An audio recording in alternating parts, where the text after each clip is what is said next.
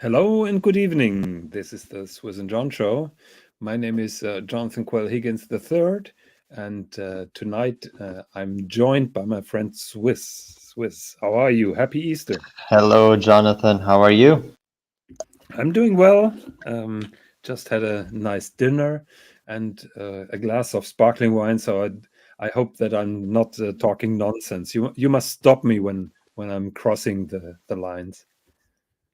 So, sparkling wine, is that a code name for grape juice? No. That's cheap ass champagne. It's not allowed to be called champagne. Yeah, I know. We have the same thing where, champagne comes from the Champagne region, and everything Yes. else we call it vin mousseux, Ah, which, okay, yeah, okay, yeah. So you which is get like what I mean. frothy wine. We have somebody here in the guest room. I guess this is a person with only one watch. Are we leaving people with one watch on the panel or not? Well, if it's a good watch, I think yes. So I think we can let No, him it's join. not a good one, but we'll Oh, give it's him a not a try. good one. No. I Hey, thought I hello, thought good we were evening. talking affordable watches today. What's happening? Hey, Tanzil, good evening. Yo. You must have misunderstood something. This is the Swis Jon show. We're not talking about sub $20,000 watches here. Swiss John was making such good strides with the community, talking, affordable watches.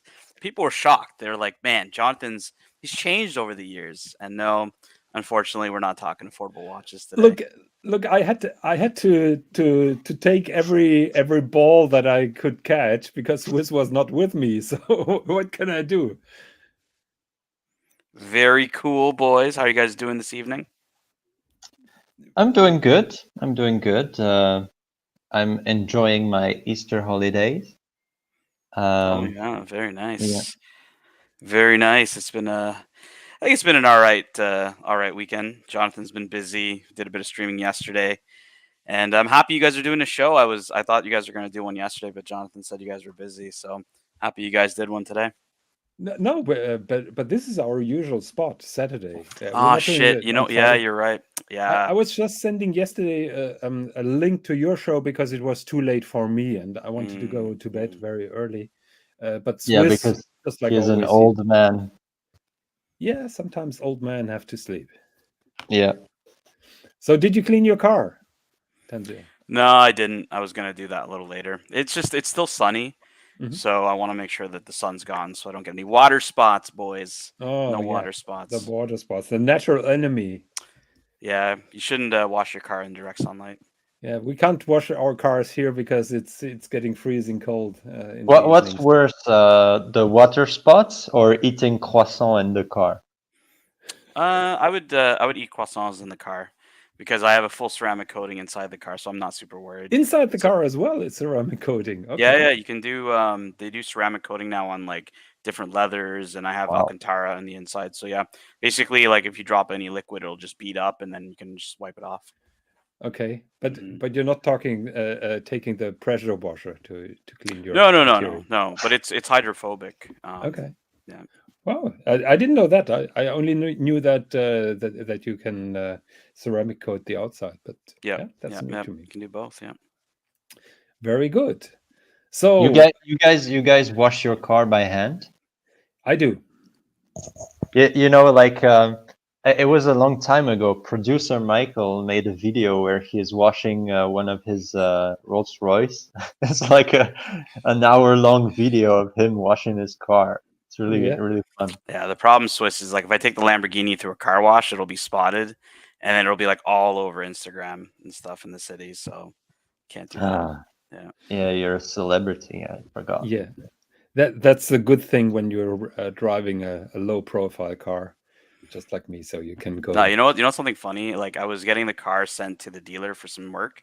This was Mhm. like 2 years ago, whatever. It was my first car, and the guy, the truck driver, drove through downtown with the car, so people recognized it, and they're like, "Oh, like Tan's car got repoed," and it was all within like 5 minutes of the guy going downtown. It was just like all over Instagram, and I was just like, I ran with it. I'm like, yeah, the car got repoed, guys. I couldn't afford the payments, so I have a very good friend who is a massive Bond collector, and he has an Aston Martin DB9, which is then converted to a DBS. Because in Casino Royale, it was a DB9 that has been modified to be a DBS. So his car broke down at the outskirts of London, and he had to get it transported to London on a tow truck. Yep. So there is a congestion fee for every car that enters London, unless You're talking about the city of London, like actually like downtown. City of London, unless it's an electric vehicle. And they even charged him for the car being on a tow truck. Ooh, that's not cool, man. That's not cool at all. You got to be careful with these tow trucks too, because not a lot of them can handle like really low profile, like lowered cars or low cars. So, and not all of them come. The guys don't always bring a couple of blocks of wood to get the cars up and stuff. So you got to be super careful on these. Yeah, I'm pretty sure my friend is really very particular about his collectibles. So I'm pretty sure when my car got delivered in the winter, the truck driver refused to take it off the truck. Like he's like, you need to take it off. And we're talking like minus. It was about minus 20 weather. It was really cold. I'm on summer tires.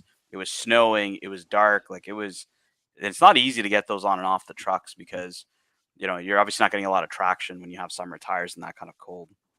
Yeah. So, but you managed to get it off without? Yeah. It wasn't. It wasn't hard. It was just. Did he give you a tip? Yeah. He'll be the one watching, right? He'll watch the rails. He'll watch underneath the car and stuff. So. Yeah. Okay. Hey, we have the rancher here on the show. Hello. Good evening. Howdy, y'all. How's it going? Very good. We're just hanging out in preparation for Easter. How are you doing? Not too bad. So we had last week we had a big event called Watches and Wonders, the big event for watches in Geneva, and our friend Swis was there, our reporter on the spot. So I was hoping that Swis would do a little review about the highlights and tell us a little bit how it was like. So Swis, are you ready? Are you prepared? Yeah, of course I can talk about it. The thing is, it has been talked to death, like for every brand, every watch, everything. I just want to give some of my impressions of the show, especially compared to last year and what it might be like next year, what they have done bad, what they have done good, and also the few events that were next to it. Sort of like in parallel, using the cloud of Watches and Wonders to try and get some of the tourists that were wandering in Geneva. So I was lucky enough to be invited by a brand. That means that it was free. Everything is free. Free drinks, free food, free. You name it. I was invited for one day. That was the Tuesday. So second day that it opened. It was really, really packed. A lot of people. It is usually only for press, influencers, retailers, business. PR, nothing is for it's not for clients or tourists or whatever. So every time it's really fun because we feel like we are we shouldn't be there. And when when you go visit a brand, they say, oh, so who do you work for? As in what watch company do you work for? And when we say that we are actually collectors and we have been invited, they just get the biggest smile on their face and they're, oh, really? That's so cool. Because, I guess they are just tired of all day just seeing other watchmakers and business people. So this is really, really fun.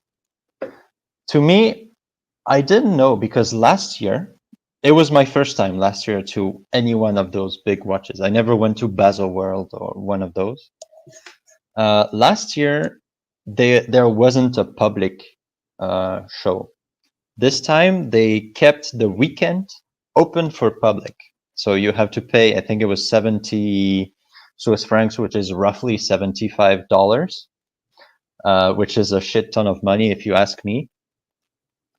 But weren't the drinks free or something like that? I don't know. I'm not sure. I don't think if you went like inside the booth and it's like when you Yeah, go of course. in a shop, they just give you something. But if you wanted to have like a meal or like a cup of champagne from the event, I think this. I don't even know if it was there or not. I tried to look at it from the streams, like for example from Tim's stream. I know they had a lot of drinks. I don't know if they paid for them or not. But I was happy that we didn't have to pay, and we got drunk very, very quickly. You had a coffee event at Lange in Söhne. Yes, You so that was very interesting because we had a rendezvous with Lange at 11. But a few days before the event, the lady at Lange, they called us and she said, "Oh, I'm so sorry. I messed up my agenda. We had already someone. So you know what you're gonna do? You come early at 8:30, which is the opening. And we take coffee and croissants and we quickly show you the watches. And then you can go at 9 at your next rendezvous because we had a rendezvous with Roger Dubuis at 9. So this is what we did. We came in. We were the very first guys, so all the watches were there. We had very good contact with the people. There was the vice president of Lange World that was there. The distribution manager of Lange Europe, so all the big guys. And we had a beautiful moment, very, very beautiful moment. They showed us a few, exceptional pieces. They had a Zeitwerk Lumen, they had a double split, all those beautiful watches. And of course, they came in the end with the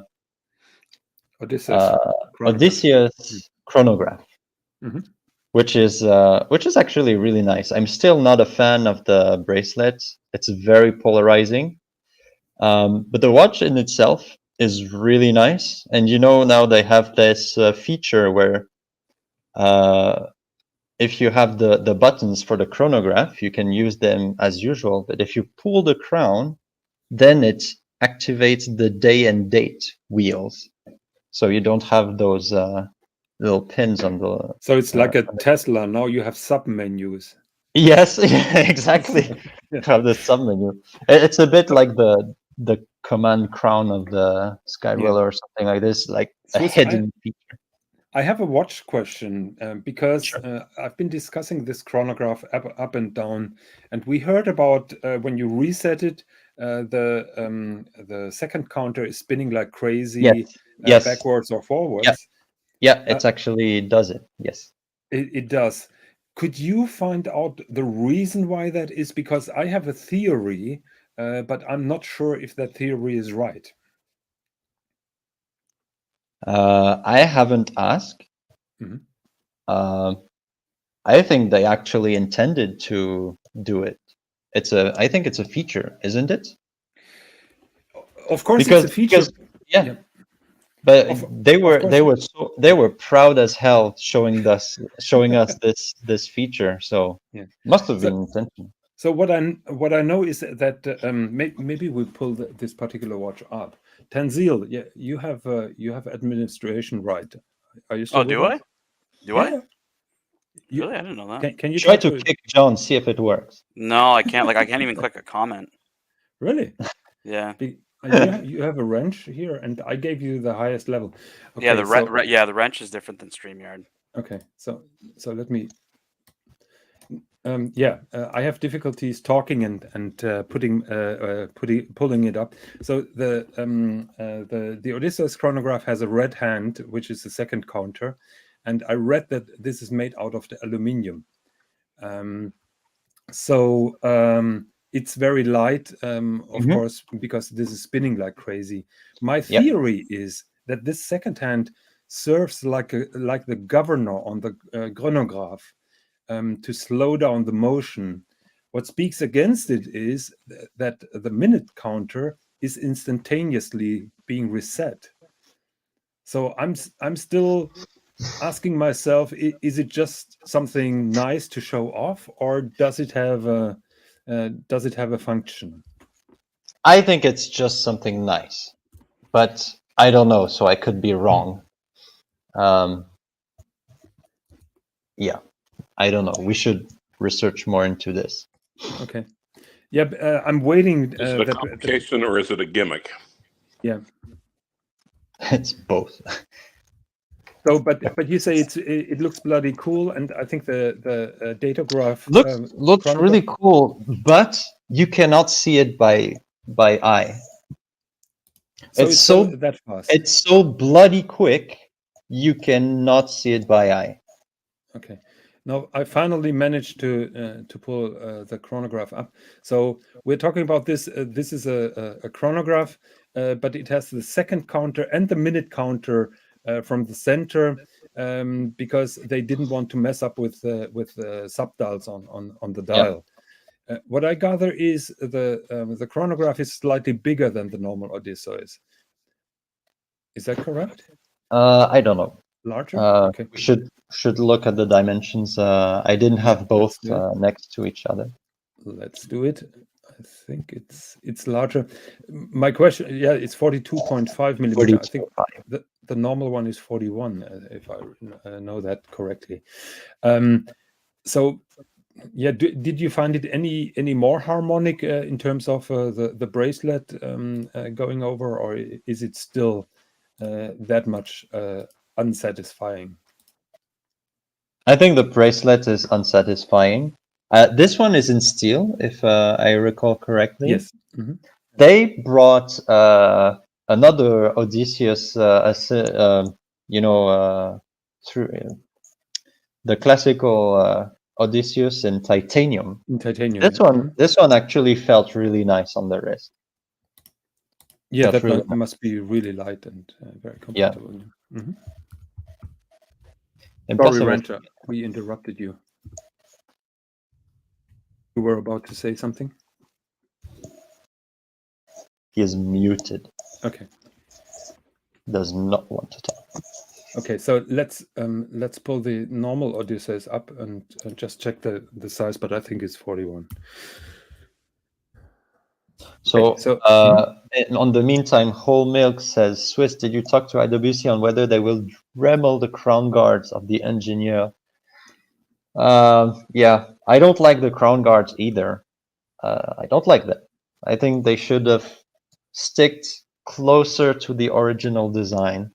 The new design is good. It's modern. It makes sense, but I still prefer the original design.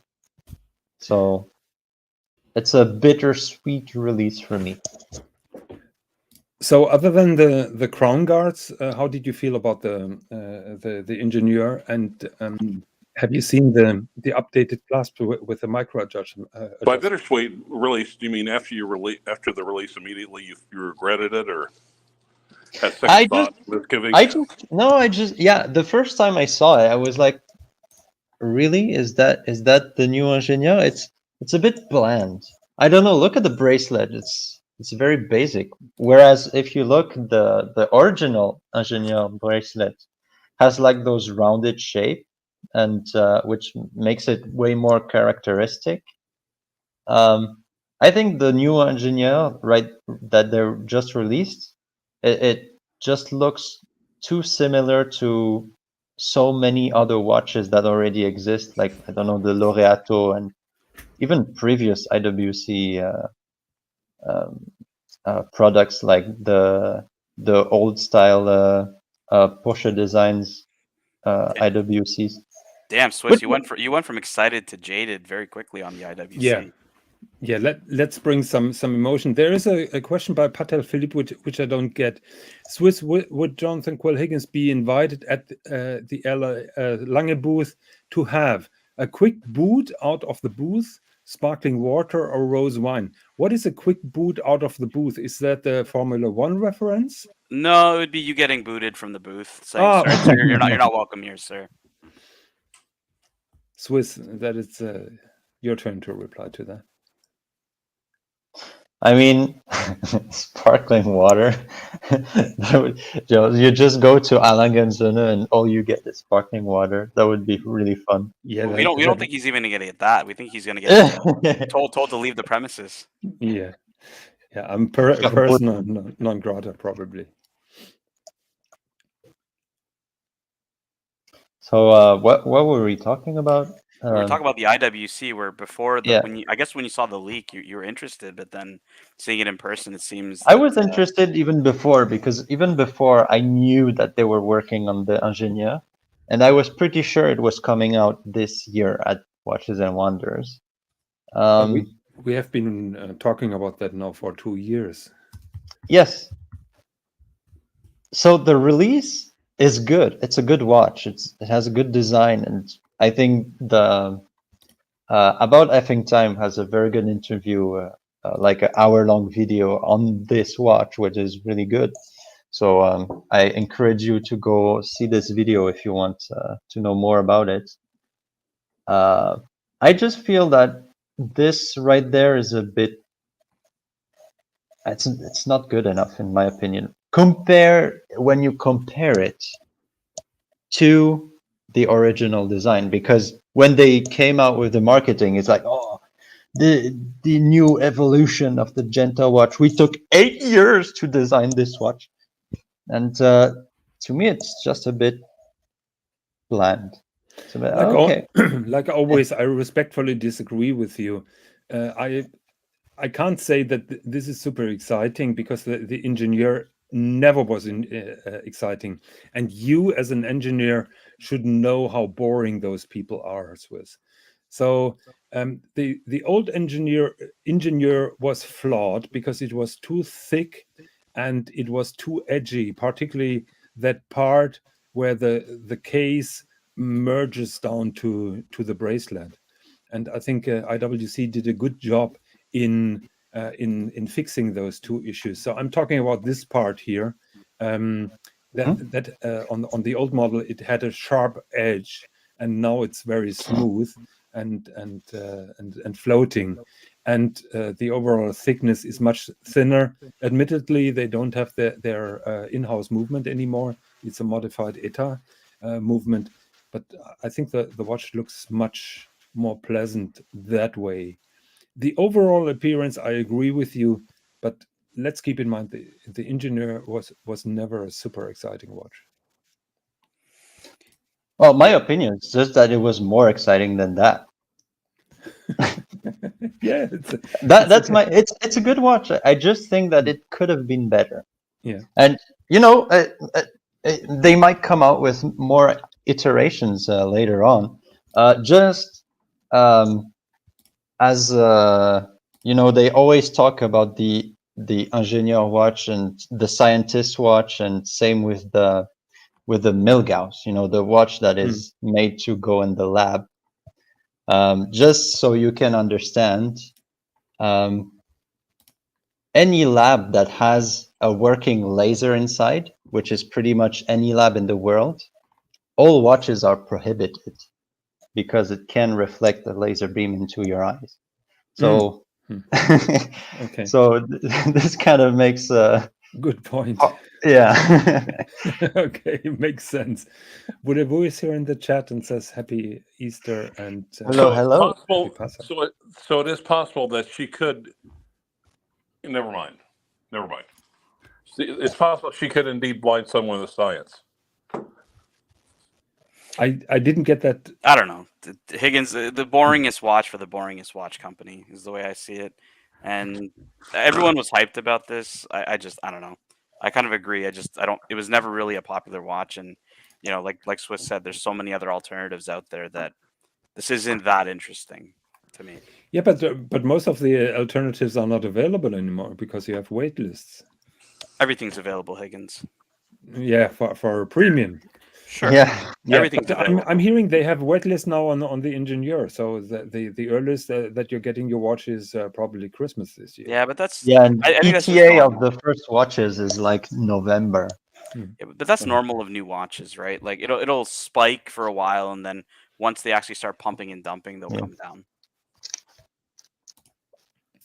So we will see. I agree with you guys. I'm pretty sure many of them will appear on the secondary market for a significantly lower price, probably in mid 2024. So yeah, I guess that many people have been excited, but are getting soon tired of it. I personally, I really want to try it on. I'm looking forward to try it on. By the way, at Watches and Wonders, you couldn't try them on. That was also disappointing. Yeah. Unless you had you had an appointment. Yeah, unless you had an appointment, which representative. obviously we hadn't. So was that applicable to all the brands? Because I think you had some appointments with. We had some appointments, yeah. So, but not with IWC and Rolex. No, obviously. no Rolex. No Rolex. You cannot have appointments. It's only business. Yeah. It's pretty much the choice remains with the brand. I mean, if they are open for it, they might accept you. We just happen to have written a shit ton of emails, and a few of them said yes. For example, Roger Dubuis. We had Panerai, who were very, very welcoming. Shit watches, but very welcoming. Now somebody's emailing. Arnaud Denson. We had Hermès, Cartier, and Lang & Söhne. So and we even had Vacheron, who said initially no, but when we came at their booth, they said, you know what, just come back at 3:00 and we'll make some room for you. So that was really nice. Rolex will probably do the world tour right now. They're gonna send it to their ADs, and they do those like Watches and Wonders parties or whatever, where they show the new releases. Yeah, the private events. The dummies. They'll do those. Yeah. Then they only show the dummies. They do. It's only dummies, but it's a fun event. Free hors d'oeuvres. Dummies makes sense. Yeah. I mean, the watches are the customers. Both. Yeah, dummies for dummies. So Patel Philippe is asking a question to the panel and to the people in the comments. I'm being offered an Ed White 321, that is the Omega with a beautiful Lemania movement. Should I accept at retail or reject? What do you think? Isn't that still hard to get? I think it's still hard to get, but I think they're not trading for much over retail anymore. Well, it's almost like the Tudor Panda chronograph. Still hard to get, but if you wait. You want to know what's funny? They have to actually talk to Omega before giving it to a customer. Really? Yeah, my friends work at the AD, and because they're getting a Snoopy and they're getting an Ed White, and like the guy's like, Snoopy is a tough one because Omega will literally look at the spend of the customer base in the store and then say these are the 4 people that could get it. On the Ed White, the store has an opportunity to talk to the brand and petition on behalf of a collector, saying, "Well, this is a good collector. We know that they really like. I've been on the list for this for like 3 years, and they're like, yeah, like 95% chance we'll be able to get it for you, if you want it." So I'm kind of debate. It's hovering around 20,000 Canadian dollars, so it's not cheap, but I'm debating picking it up. So just for the people in the audience who don't know what the Ed White 321 is, that is a. I have to fix myself in the call. I'll hopefully let you back in, or hopefully you'll let me back in. Of course, thank you. Thank you very much. Thank you. So it is a traditional Omega Speedmaster, visually with a different type of bracelet.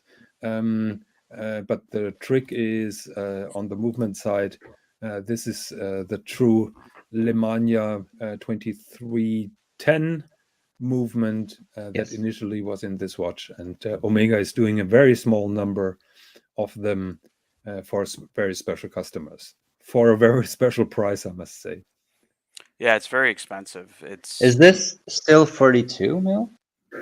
No, these are 39 mil. Oh, get it. It's perfect. 40? Yeah, it's just shy of 40. Yeah, 39.7.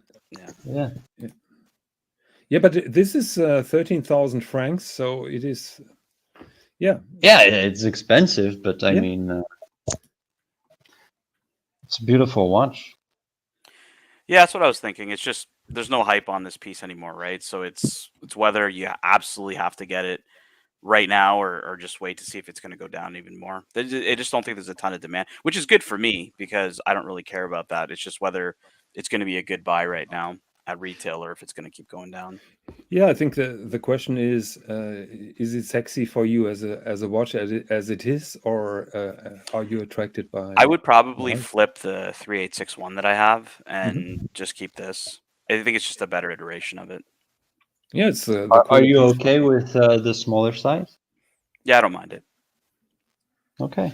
I think the smaller size is an asset. To me, the 42 is always slightly too big. Me too. Then that is one of the criticism that I have. One other thing, Jonathan, this has a ceramic. Oh, yeah. I didn't know that. Yeah, they made that ceramic. Okay. Well, not sure if that is a positive because ceramic gives it a different look than the plexi insert. There's no plexi insert even on this. They use sapphire. Okay, but the old ones had those plexi inserts. Yeah. Sorry, I meant the crystal is sapphire on this one, not the Hesselite. How do you feel about the fake patina? I think we're so desensitized by Fotina that I don't think anybody cares anymore. I agree with you, and I think it's the problem is the current luminous material doesn't age, so all watches look spanking new and spanking white.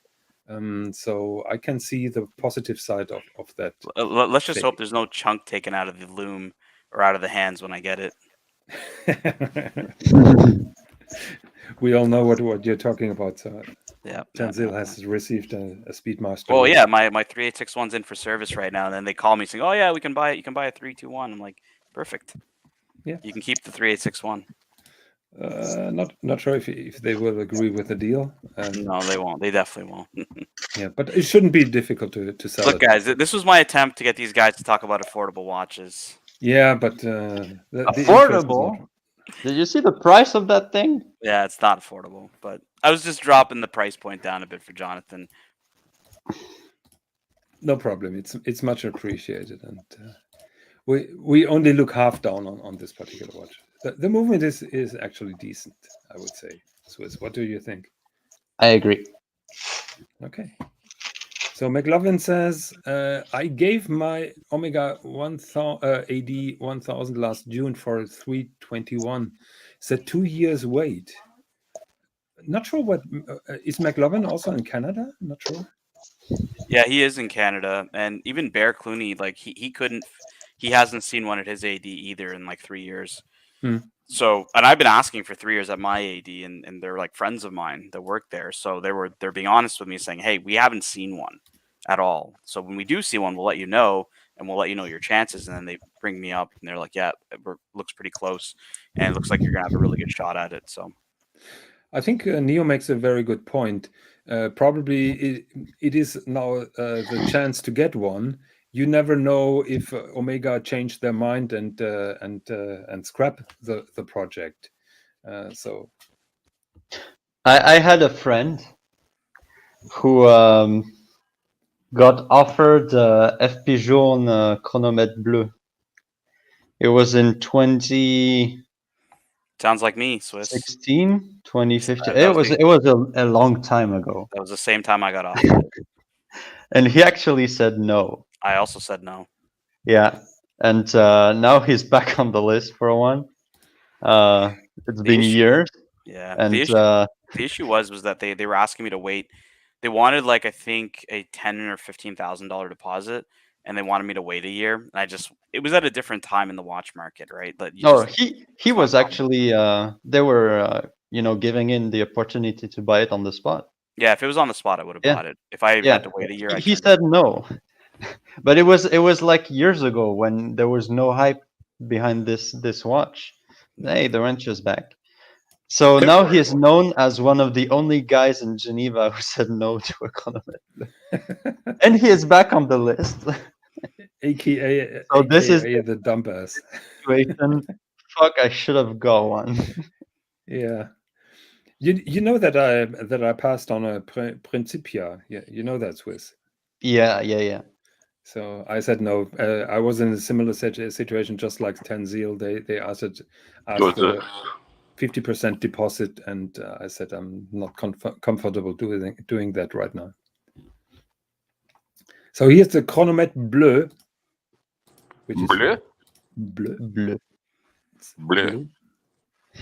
Okay, so Swiss, continue with your Geneva adventures, or was it that? Oh, I can continue. So I was saying, so that was pretty much my my adventure at Watches and Wonders. I only had one day, but it was a very, very beautiful day. It was very, very interesting that they actually did some events out of the fair, actually in the city, like in it was on Thursday.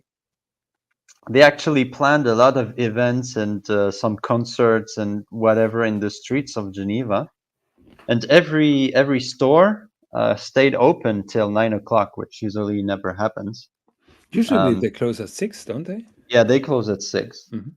And they all stayed open, and you had music, alcohol everywhere, drunk people. It felt like a street parade, but for watches. That was really awesome, really cool, really cool. And I think they should bring this back every year. And also they did, the public days, which I think was a great success. I had to look at some of Tim's footage, and they had ton of fun. Once again, you can go speak directly when you go to the Carré des Horlogers, which is where you have the independents like Grunefeld. That was the AHCI. No. It's not the AHCI. Okay. It is in Watches and Wonders. They actually have a small space in the corner, which they call it the Watchmaker's Corner, the Carré des Horlogers, where you have all the small brands, but the important ones like Arnold & Son, Grunefeld, Ferdinand Berthoud, and Louis Moinet. I don't know. They have their own corner, and you can go talk to them. They are actually there. You can go to Chapek and speak with Xavier. You can go to Haute-Lance and speak with the Meilon guys. They were all there. That was really nice. It felt a bit like the AHCI. Not as good, but it was a bit like that. And you had in the center, at least when I was there, you had the restaurant. So this is where we had dinner, and lots and lots and lots of champagne and red wine. I think it was a great success. Event-wise. I'm not talking about the watches. I'm talking about the event itself. I think it was super nice. The organization was so much better. Last year, I remember I had to queue up for like 1 hour in the cold wind outside. This time, well, maybe we were a bit earlier because we had this appointment at 8:30. It was super smooth. Security was super smooth, no problems, registering perfect. It was really nice. So Holmig says he saw on SJX that some of the independents weren't happy that they were being put next to U-boat. Yeah. Is So that the case? it's very I don't know. It might have some kind of connotation behind it, but they made a Carré des Horlogers a good one, and there was another one for crappy brands like Pekinier, U-boat, and I don't remember which one. They were separated. Like each one had his own little thing. So yeah, you had the place for good brands and the place for shit brands. But Okay, that's there you interesting. go. But in general, I think it's a neat idea to give some of the independents also a space Of course. to show themselves there and to have some true interaction, which is not possible then with the big players, just like you said. Yeah. So, what was your favorite watch on Watches and Wonder? What did really excite you?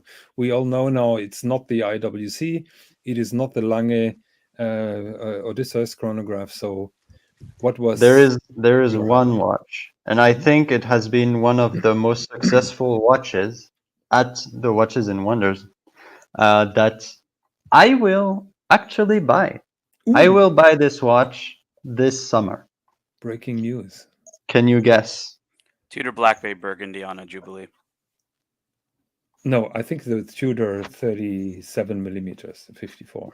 Ooh. 58. Yes, you are fucking correct. Ah, fuck. That was gonna be It my is the choice. Tudor Black Bay 54, and Yeah. that watch is so good. It's Swiss. so good. Swiss, take an advice from an older watch collector. Wait 1 or 2 years until they release it in titanium and then get it. You know what? Actually, I was thinking that because I was thinking of the Black Bay 58, Mhm. and like 2 years later, they came out with the blue version, which I They think will. They will. it's much better. So now I'm like, Yeah. am I waiting for the blue version Yeah, but or the green version? we haven't been in touch since the last time you've been here. But when I saw the Black Bay 54, I was sure that you're gonna get it. Yeah. So I This am. is so you. I And really no crown want to guard. get it. Sorry. And no crown guards. It's such a good watch. I just put it on my wrist and it just sings to me. It's like, yeah, this is a watch for me. And I have the 58. I do have the original 58. And gonna fit there might be some redundancy, but I don't care. I just want both of them. The 54 is such a good, proportions are perfect. It's not only smaller, it's also thinner. Could you try It's it so on? nice. Yeah, it was because they had a little pop-up boutique here in Geneva, Ah, yes, I heard that. Yes. Mhm.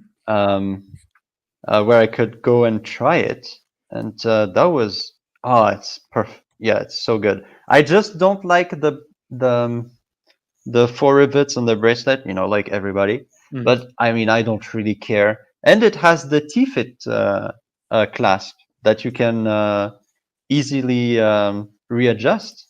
So this is really cool. Yeah. Yeah, it's a To sexy be watch. honest, I think you should get it on the rubber strap or put a strap on it. No matter if it comes with a metal bracelet or not. I think this is a watch for a strap and not for a It bracelet. looks super sexy on the rubber strap. The thing is, if I buy it on the metal bracelet and I want later to get the rubber strap, Yeah, it's yeah. gonna cost $650. So no Wait, more. a leather strap costs $650? No, the rubber strap costs Wow. $650. So Swiss, no more snowflake seconds hand. Yeah, I'm okay with that. No Would it be more better? red triangle. I think No more red I'm okay triangle. with that. No more timing bezel to 15 minutes. Yeah, the little marks. I mean, I never use it anyway, so I'm It's okay always with funny when they come out with a smaller Black Bay. When they came out with the 58, exactly how you described, like you're like, oh, the proportions are perfect. It's so much thinner. It's like, how small does the Black Bay need to go before people are happy? Well, I guess we should try with the 35 next. 35, yes. But I mean, look, as you said, it was already the case because they released the 58, then the 58 blue, then they came out with so many more. The 58 bronze, the 58 taupe, in silver. It was one of their most successful watches. Did you play with the crown? Yeah, crown Uh-huh. looks fine. Because I heard that Watch Gringar complained about the crown, that it's too small. And No, it's fine. No, it's fine. The crown is perfect. What do you call it? The bezel is a bit harder to turn because it's thinner, and the grip is not that good. But that's just because I have fat fingers, I guess. So how often that's are not you a going to problem. use that bezel? No, I'm never going to use that bezel. Exactly. Do you think it would have been better if they put Mercedes hands on it like the old Tudors? Oh, I wanted to ask that question. That's a Thank great you. one. There you go. I don't know. I think they clearly want to keep the Mercedes hands for Rolex, because then it gets way too close to the actual Submariner. I think the snowflake hand is perfect. You know what? The first time I saw this snowflake hand, I really did not like it. I was like, yeah, it's a square inside a circle. Like, what the fuck? But now I actually do like it. So I really went full circle around this hand. I know about the history, and this is traditional Tudor and everything. I can't get over that thing. It's not for me. Can't get over what, Higgins? What can't you get over? With the snowflake hand. Well, James, the advisor, the Tudor used to use Mercedes hands on their original subs. Yeah, and you can't get this this size with no crown guards from Rolex. That is why we are talking about the shitter watch here. Okay, so that was the most exciting piece for you. To me, yeah, by far. How did you like the new Patek Philippe minute repeater with the cloisonné dial? The world time? Yes. Yeah, the world time. Yeah, it looks good. I guess it looks good. I mean, I don't have that much of an opinion. I can tell you the Sky Moon Tourbillon with that fumé dial, which is a ripoff of the Lumen dial, by the way. Totally looks really good. Stunning. The minute repeater tourbillon? Yeah, the one with now the translucent the sapphire crystal. Yeah. Oh, that looks so good. Oh man. Jonathan's been having a love affair with this world time minute repeater, Swis. I don't know if you know. He's been talking to us about the steamboats. I think Archie said, well, for the same price of that watch, you could just buy yourself a steamboat. So that is one thing that I really genuinely like. I had discussions with somebody who is a big Patek fanboy but doesn't like it, but now he likes it. So yeah, fight that guy. Why that? I think it was not me. No, it was not you. No, okay, no, good. Fight you, but not yes. not the other guy. Fight you anyways. Yes. I'm trying to pull that up, but not on Hodinky and Jonathan, not on just add me to the StreamYard and I'll help you out, man. You sent me a message, but I have no idea how to do that. I'm sweating. I'm literally sweating here, pulling up images because Swis keeps on talking. So where do I have the time? Oh, yeah. Okay. No. You keep on talking. I'm just trying to make it a little bit more transparent to the viewers. Oh, yeah. No problem. Patek Philippe had a weird release. That's Aquanaut with boobs on the dial. So yeah, this one is a bit puzzling to me. I cannot really understand how they came with this arrangement on the dial. You know the one I mean, it has I a know which. date annual calendar. Just add I my think. screen in, Jonathan. Yeah. Okay. I can get it. So Tanzil, where do I add your email? You would go into members, and then you would add it in as like a co-host. But for now, I can just do it off of here because okay. Swis is already out of my screen, so I could just do it. What do you think about that edgy Clou de Paris around the case? They've done this for a couple of them, right? They did it on the skateboard watch and a few others. I actually like it. I think the Clou de Paris looks really nice.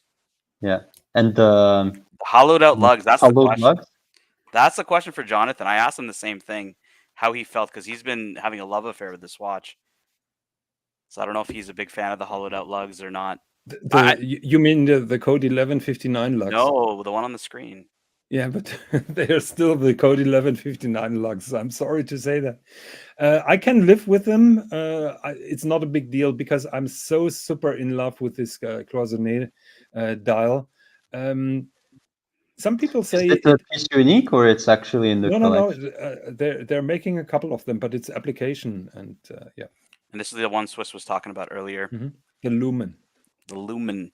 That looks really nice. Yeah, I've read an interview. I think you sent it to me, Tanzil, that they were desperate to beef this thing up because it was really boring and very old-fashioned with the retro. That's right. They had another version of this, and then they added this sapphire dial to make it a bit more interesting. Yeah. And then there's one more Swis. I don't know if you saw this one. This is actually my favorite release. Is this one here? The enamel guilloche dial minute repeater. Yeah, what size is it? I think this is a 40. Let's have a look. 40. Oh, 40. That's nice. You know what? It reminds me of the what's it called? The Code 1159. They had a few releases with special enamel dials. It was just a plain two-handers, but it had a super sonnerie. You know the one I'm talking about? It was made with Madame right. Porchet. Oh, right this one. Very, very good timing. So Swis, Jonathan said, I've sent you an email. Okay, I'm just gonna play the joke with Swis. So Swis, Jonathan and I talked about this a few days ago, and then I said, if you're just gonna get that, you might as well just get this. And he's like, "Oh, Swis is gonna kill you for saying that." Like, because come on, I mean, one bubbles dial here with the boot that Fiker, Swis, boot him. Come on. And then I said, "Well, you might as well just get the poor man's version and get the OP." I mean, if you want balls on your watch, why not? Yeah. Well, you got balls on your watch here, right? No, that's not balls. That's a beautiful dial. Thank you very much. So you have seen the bubble dial from Rolex in the window. How does it look like? Exactly like in the picture. Okay. You didn't like it, or you liked it, or? I think it's very childish, but people actually enjoy it, so why not? I know that Toyota Mo really wants to get one, so more power to them. Yeah, I think those will be really hard to get. The one I really don't understand is that day date with the emojis. With the jigsaw? This I don't understand what the fuck was going on. What were they thinking? Just enjoy the ride. This is an enamel dial. They're probably making 5 of them or 10. Yeah, but it's ugly as fuck, and it's colorful. The emoji, yeah, the emojis are really bad. I agree with you there. But okay, I like the white gold version of this. What about the sapphire indices? You like those?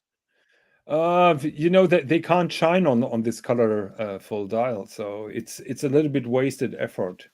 I don't know. To me, it feels like they asked a 5-year-old to draw a picture of a dial Then they went to Jacob Arabo and said, make this dial with Viking diamonds and gold.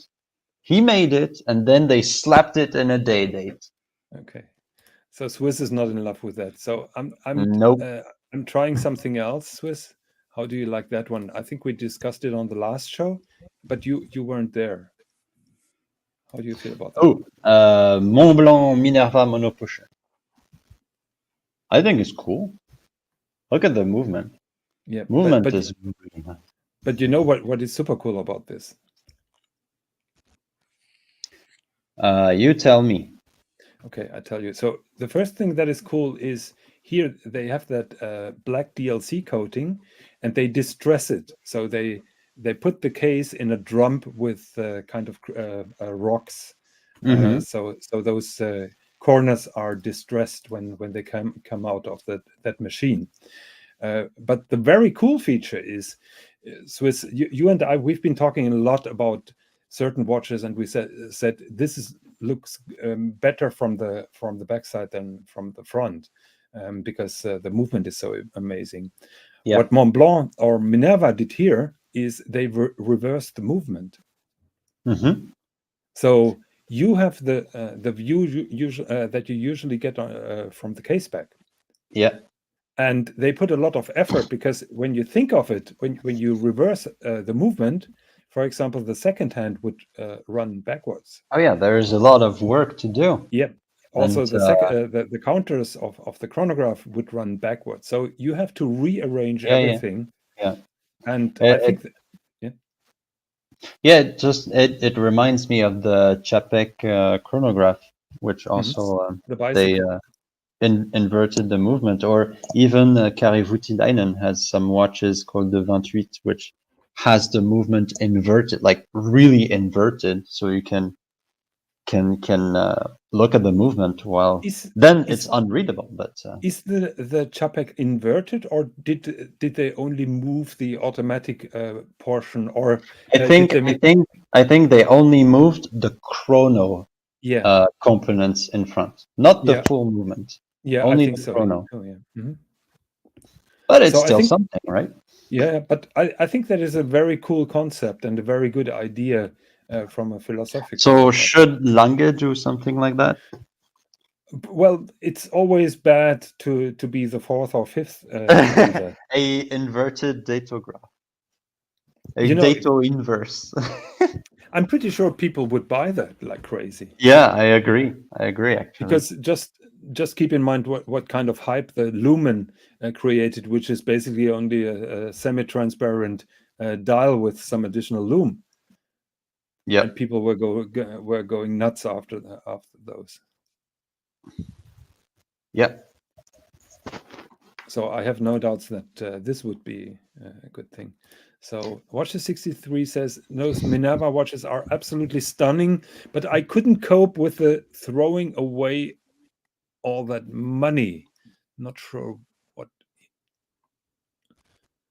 you mean. Not sure what is talking about either. So you think they are too expensive, or what is your take, Watches? No, I think it's nicely priced. I think it's around 30,000. No, 40, unfortunately. 40. Okay. Yeah. So now it gets. Oh, but yeah. Given the quality of the watch, I think it's okay. Yeah, but I think Tanzil will tell you for 40 he will get a reasonable Patek Philippe. For sure. I would get the 5146 G on the metal bracelet. Ooh, annual count. Do you approve? Yeah, very nice. Yeah, that's the Patek I want. This or the Pilot dual time. I get shit every time I say this. So. Ooh, are we coming back full circle with the Biver here, Jonathan? Oh yeah, please pull it up. Swiss, it's already up for Swiss. So the Biver minute repeater tourbillon watch. I think I saw a comment. Whole map. Did Swiss get invited to Biver launch party? No. Or did the John and Swiss show not have enough media credentials? Actually, the watch companies are just lining up here. The investor interest is overwhelming. we get here millions of dollars of offers for selling the shows, but we're not getting weak. We continue to do that. Absolutely. We do not get corrupted by the watches. Definitely. Okay, so let's hear about your opinion on the Biver. I really like it. It's a very polarizing design, like super polarizing design. Why that? I mean, just look at it. When you look at the watch, you're like, what are they trying to achieve? Just on the bracelet alone, is very unique, should I say? The what you call it, the dial with that strikingly blue. I think it's stone. I'm not sure. Sodalite, yes. Mm-hmm. Yeah, sodalite. Yeah, very very unique. Very it jumps in your face. Yeah, I would say this watch is very over the top. That's what I was wanting Come on, to. Swis. You lost your edge, so I'll cut the crap here. So Biver made a watch for multimillionaires, for old multimillionaires. This is basically a watch that you buy when you find the super conservative Patek Philippe minute repeaters or whatever too hip. Because that is such a boring design. That is such an old man's watch. I'm really disappointed with Jean-Claude. Totally disagree. I think it's the opposite, the exact opposite. I think it's too over the top. He should have made something a bit more What classic. is over the top? Those batons that are long and boring, and that tourbillon bridge which is long and boring, just looks like the hands, but it's nothing special. Oh, I'm really super disappointed by him, because I was hoping that he would do something amazing, and he plays it safe for his multimillionaire friends who are willing to pay 500,000 for those watches. I'm not sure about that. Tanzil, give the ruling. Who is right, Swis or I? Well, look, like if you ever seen his collection, right? He only collects classic Patek Philippe's. Like Biver is a huge Patek Philippe collection, and no, I don't agree. I don't think it's a traditional look. I think it's actually very contemporary. He's trying to make sure that he described the tourbillon look to be comparable to the hands. That was really what his design cue was for that the tourbillon right on the dial. And looking at the use of sodalite, which was really cool, that they're actually using a stone dial. I think that's unusual in and of itself. You're not going to see that on a Patek Philippe tourbillon. You're not going to see a stone dial necessarily on that. You see that on a bloody day-date all day long.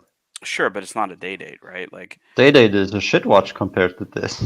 Yeah, I agree with you, but why taking an element from a cheaper watch and praise it over the moon for having a stroke of a genius? No, but there's a lot of brands that use stone dials. AP use stone dials on the Royal Oaks, right? There's a lot of brands that use it. But if you're comparing it to a traditional tourbillon, I would disagree. I don't think a traditional Patek Philippe tourbillon would look like this at all.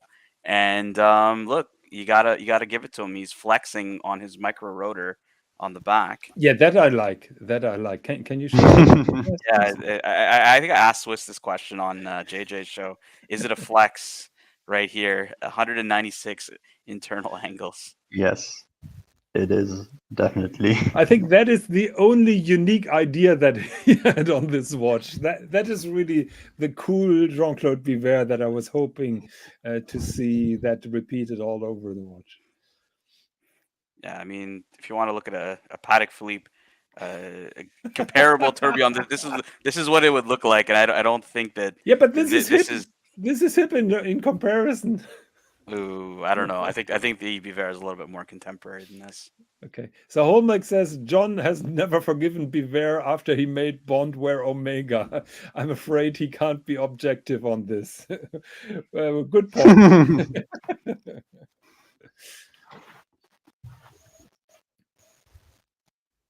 Okay, so we disagree on this, and I admit my defeat because now the two Patek Well, fanboys. it's just my opinion, you know. There is no Yeah. right or wrong. Yeah, of course.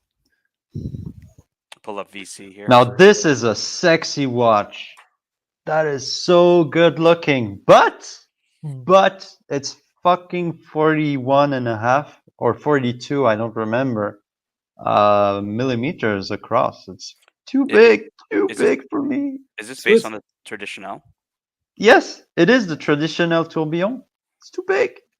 Swiss, if you're old enough to afford to be able to afford this particular watch, you will be fat enough to pull that off. Oh, look at this. This is fucking perfect. This is one of my dream watches. But you know what? You know what's the worst part? They actually have the female, in quotation marks, version. That is actually, I think, 39 with a tourbillon, but they only make it with full gem set diamonds. I see. Damn it. Come on, Vacheron. We want this smaller tourbillon. The only thing is the bigger one, well, actually, it is big for a reason. It has the peripheral rotor, which is fucking genius. So you can see the whole movement without any, big mass in front of it.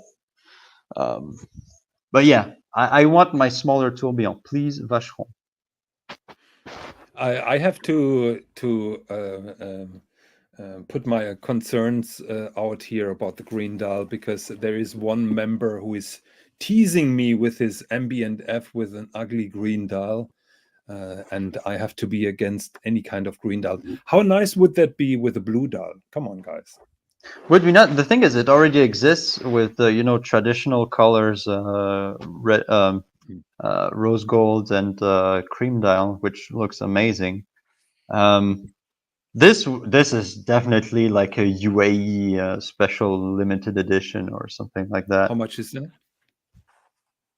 I think the usual one is 130 or 120.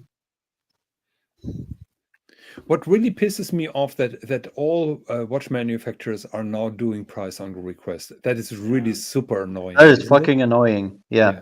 I think it's 130, if I recall correctly. Okay.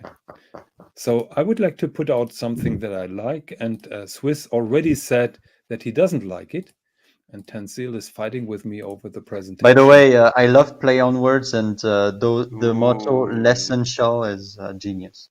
This one's controversial. Look, it has boobs on the dial. It's a women's watch. You know what my reply was when you said it has boobs on the watch. What is wrong with boobs? I like boobs. So where's the problem?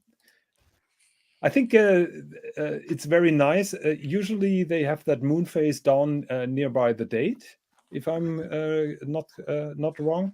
Mm-hmm. Yeah, a lot of people are very angry about the moon phase's position. Yeah, I agree. They should have done it like the one I was saying before, the 5146, the annual calendar, which had the usual 2 subdials and the moon phase at 6. Yeah. No, I disagree. I like it like it is. The only thing that I don't like on this watch is, first of all, the price, and secondly, something that it was not Tanzil, it was another collector who told me 30 meters of water resistance. Come on. This is a watch with aqua in the name. Yeah, it's not even surface swimmable on this watch, which is unfortunate. Yeah. So I received an explanation why this is being classified a ladies' watch, although being 40 millimeters. Patek is using 2 different tones of gold on the Aquanaut. And apparently this Aquanaut has the N3 gold, and the men's Aquanaut has the N5, or vice versa. And that is the main reason why this is being classified as a ladies' watch. So I don't know. So is N5 rose gold and N3 pink gold? No, I think it's only a different shade of rose gold. So did you see this one in person? Because a lot of people are complaining that it's just not that much of a looker in person. No, it's not that good. not that good. Would you say the pictures are better than the watch in real? Yes. Okay. This being said, we have to be careful because when you're at Watches and Wonders, most of the case, for example, it was very flagrant with Rolex. They use those display cases and they have the worst lighting ever. Yeah. I don't know why brands do not Always. put more research into good lighting for their display cases. Yeah, but And, Rolex has always been like that. Yeah. For Rolex, it was disastrous. The colors were all over the place. It was impossible to really see the correct colors. Actually, the right. the Patek Philippe booth is really well lit, in my opinion, isn't it? When I was over there, I don't know, maybe, but I cannot tell since I do not know what the watch looks like in real life. I never saw it before. Okay, then. Cartier. Tanzil is showing us the Cartier Privé. Cartier. Boring watches. Olo Casantos, boring. A tank, boring. Boring. Actually, the tank normal is somehow pleasing to the eye. This Privé full in platinum with that pavé bracelet. This looks nice. All the rest is fucking boring. Even that watch with the plane on the rotor, I think it's super gimmicky. Very kitsch. Other than that, look, is that a new release? Did we already see this watch somewhere before? Boring. I agree with you. The Tank American, it's a nice watch. It's beautiful. It looks nice on the wrist, but I'm asking myself, where's the novelty? I also agree with you on the Tank Normal, even in platinum without the diamonds. That would be a nice watch to own. I will tell you the novelty is the price increase. Yes. Well, big surprise. Did you see the Panerai annual calendar? Yeah, it's useless. I don't like it. It's so expensive, but that's because they pair it with when you buy it, you get a full experience. You get to go to I don't remember where It's where Rome. some celebrity. It's in Yeah. Rome. Yeah. So Even with that, watches it's too expensive. 63 poses a question, and I think we can reply with a yes. Are tourbillons very Tourbillons expensive? very expensive to service compared to other complications. I would say yes. I would also say yes, just because if you have to service a tourbillon, probably you have to disassemble it entirely, and it's a lot of tiny pieces. And But I think the most bitches to service are minute repeaters, aren't they? yeah, it's easy. The more complicated a watch is, the less people are qualified to work on that particular piece, which means it's going to get more expensive and it's going to take much more time. Swis, imagine you're a highly skilled watchmaker working for Patek Philippe. So you passed all the exams, level 1, level 2. I don't know how they are qualified. So you reached the highest level, and then they put you in the repair department. How upset would you be? Yeah, pretty upset. I think I would be super pissed. Head of service après-vente. Yes, but that is just, you want to build those amazing watches for those multimillionaires. You don't want to repair them. Yeah.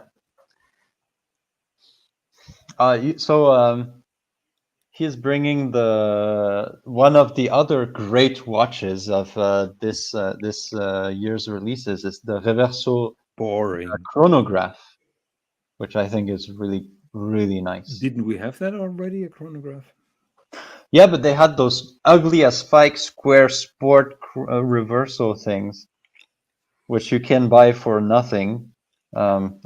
This one is actually really, really well made. It costs a lot, though. It's 21,000 for the steel version. Ouch! Ouch! Yeah, that was very controversial. this watch. I'm not sure if it was the price or the complication on a reverso, which was not really well received. Tanzil, what have you heard? Yeah, it's just the price I've been hearing is most people have a qualm with. I actually do like this though. It's I think expensive. Yeah. What I like is that you can discreetly time something on your reverso without showing that you're timing something. Oh, So you can, it's the sneaky reversal. yeah, you can do that discreetly. Yeah, Holmberg says he heard that only FP Journe himself can assemble this watch. I guarantee you he's training someone to do this work because he's not going to do it by himself. I guarantee you he has a screenshot of this hand with only the middle finger. Yeah. Okay, I think we have enough Watches and Wonder. Tell us how the independents were. Have you been there?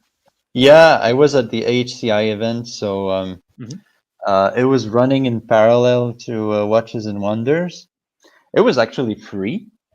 You only had to register, you didn't have to pay anything. And what was really cool is that there were much less people because they were all occupied by Watches and Wonders. And you could just go in there.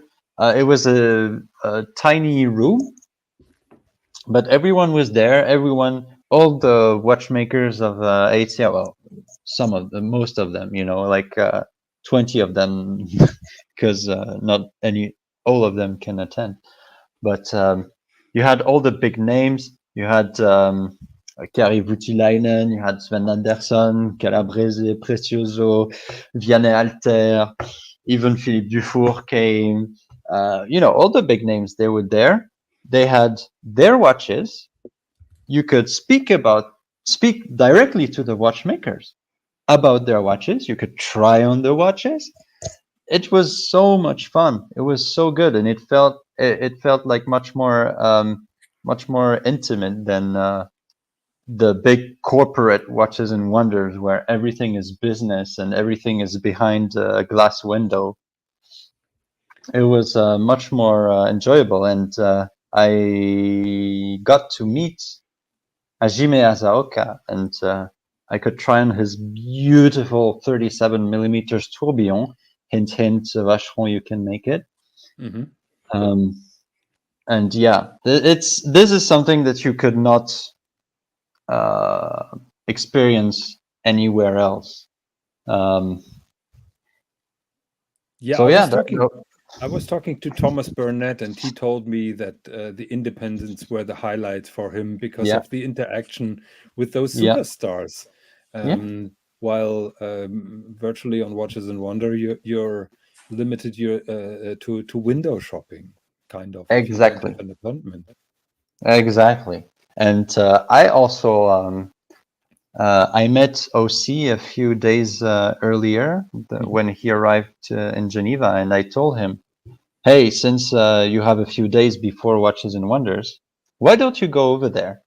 It's actually super nice. And they had, I think they stayed for like 10 hours over there. Yeah. I've seen it. Yeah. Tons of drinks. They met with Oshin and everything. They had a super fun time. Did you see the interview with Philippe Dufour? Yes, I did. And guess what? He actually made a decent job at interviewing Philippe Dufour. Yeah, that is true. He was not talking about modules this time. So yeah, he was not talking about. I know it was Kari Voutilainen. I'm just trying to make a bad joke. What I like most, but I think that was OC's question, if I'm not wrong. They asked Philippe Dufour, who is the greatest watchmaker at the moment alive, about recommendations for somebody who is new into collection. What his recommendations are. Do you remember the reply that they gave? Yeah. So actually, he already gave these answers a few years ago, but he still has the same opinions. So Number one was a Rolex, and he said because everyone needs a Rolex. Number two, I think he said if you had money, it would be Lange. No. In this interview, he said Rolex and Nomos. Yeah, no. Oh, he did not speak about Lange. No, well, he spoke about Lange before, but he's Nomos. Yes, Nomos. He says is like the best price quality ratio, in his opinion. I'm pretty sure he also talked about Lange. No, he talked a lot about Lange, but the problem is now Lange have been so up with prices, and the demand is crazy. So I think he didn't reply to the new collectors question by endorsing Lange. Ouch. So what do you think about this? About what? Him demoting. Well, it's not. No. Well, if a new collector approaches you Swis, and asks, I want to buy an expensive luxury watch. What is your recommendation? You can't tell him go to your Lange boutique and buy a Lange one, because you won't get it. First of all, it's bloody expensive. True. Secondly, without purchase history, you can't get it. Even with purchase history, you will have a hard time to get even a Saxonia or an Up and Down. So that, in my opinion, is the reason why he replies to that question now differently. I think it makes sense. By the way, I went to the Lange boutique. They had a platinum black dial datograph. $112,000 retail. Yeah. Ooh.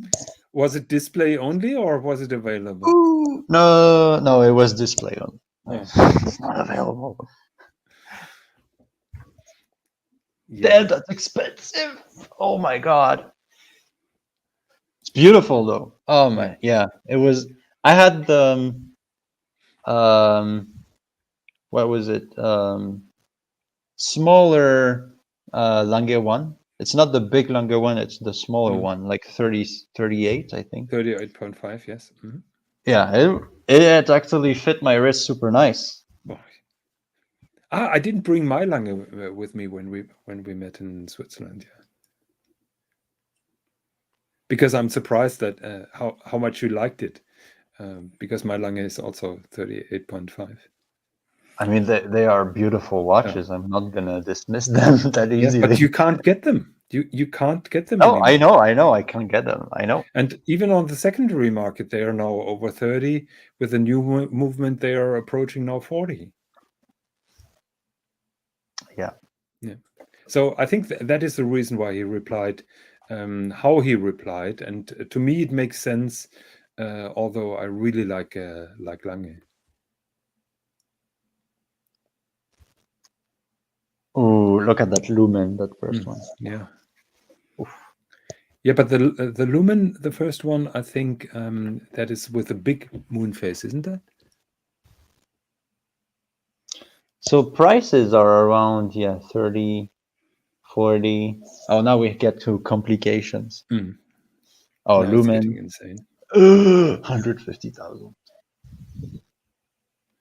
That's some exclusive watch right there. Well, yeah, but collectors are lining up. Oh yeah, totally. Look at the Philips auctions. Every time there's a Lumen. Let me show you the Gronefelds here, Jonathan. Let me show you Gronefeld. I gotta go all the way to the brands. There was yesterday. There was an interesting discussion with Kalsowitz about Gronefeld and Laurent Ferrier, which partly I agreed with, but partly I totally disagreed with. 62,000. Is this what I think this watch is like 30K retail? Is it? I think it used to be 34,000 euros or something. Gone crazy. Yeah, so this is the thing. Kalsowitz is between this one, the Laurent Ferrier square micro rotor ice blue dial, and a 5212. And he's just worried. He's like, well, I don't think I can ever sell this to a dealer and not lose my shirt between the Grunefeld or the Laurent Ferrier. Yeah, but this is a topic which is totally verboten here on this channel. And to be honest, I don't get it. He was raving about the Grönefeld and also about the Laurent Ferrier, praising the movement, how beautiful they are finished on many levels and how unusual they are. And he spent half an hour about endorsing those watches and talking about how beautiful they are, how exclusive they are. And then he said, I'm not going to buy it because dealers offer only small money on them. I don't get this, really. So you understand how Well, it's just perfect because those watches he's are. just worried, right? Like if he ever needs the money, he doesn't want to lose his shirt, basically. Yeah, but if he needs the money, don't buy the watch. I agree. I agree. But if he wants to buy the watch, he's going to try to buy something that's a bit safer for him.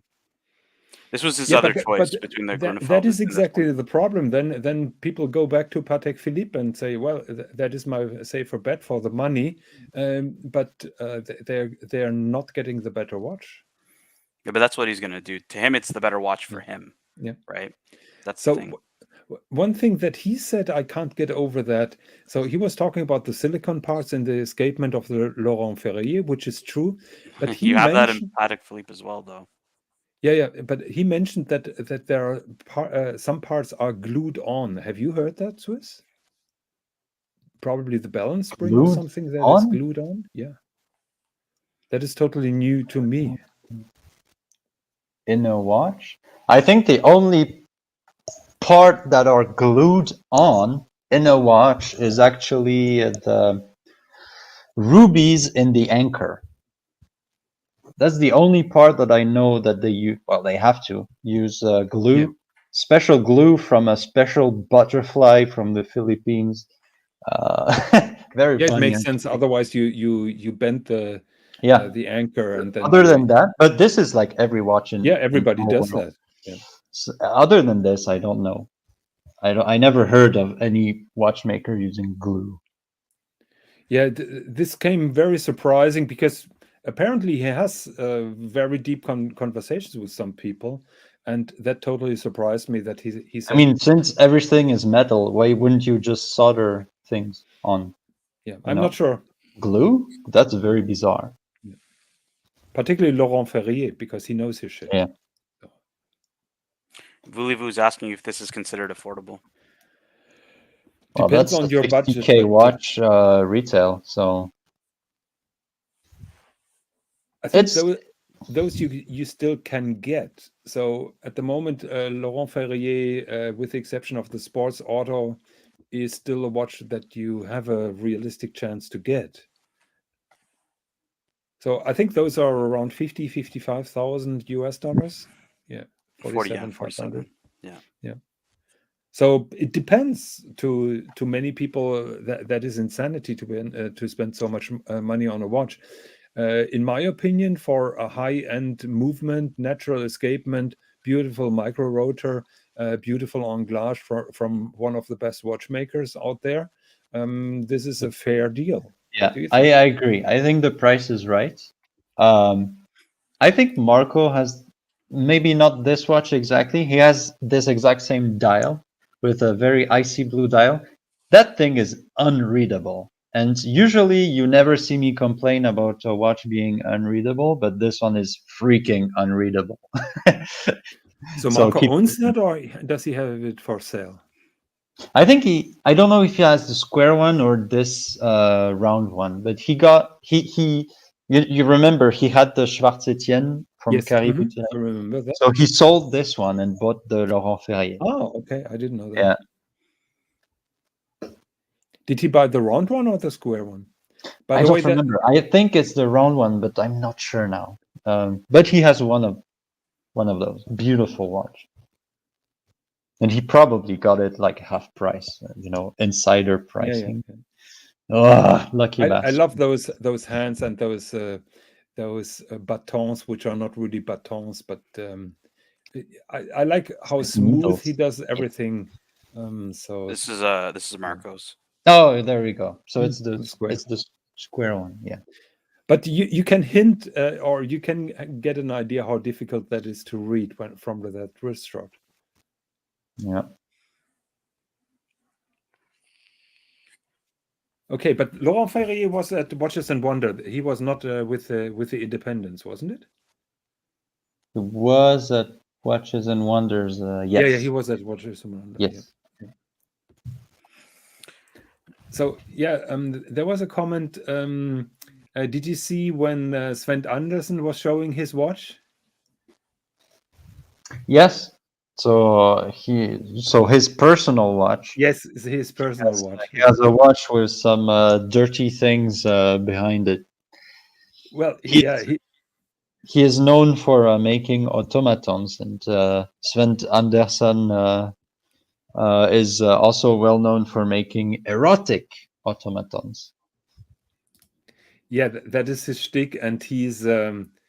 Let's keep in mind he's Scandinavian, so he's from Denmark. So yes, he's quite liberal with those things, and I think it brought a good butter on his table by doing those, because yeah, he has been doing that forever.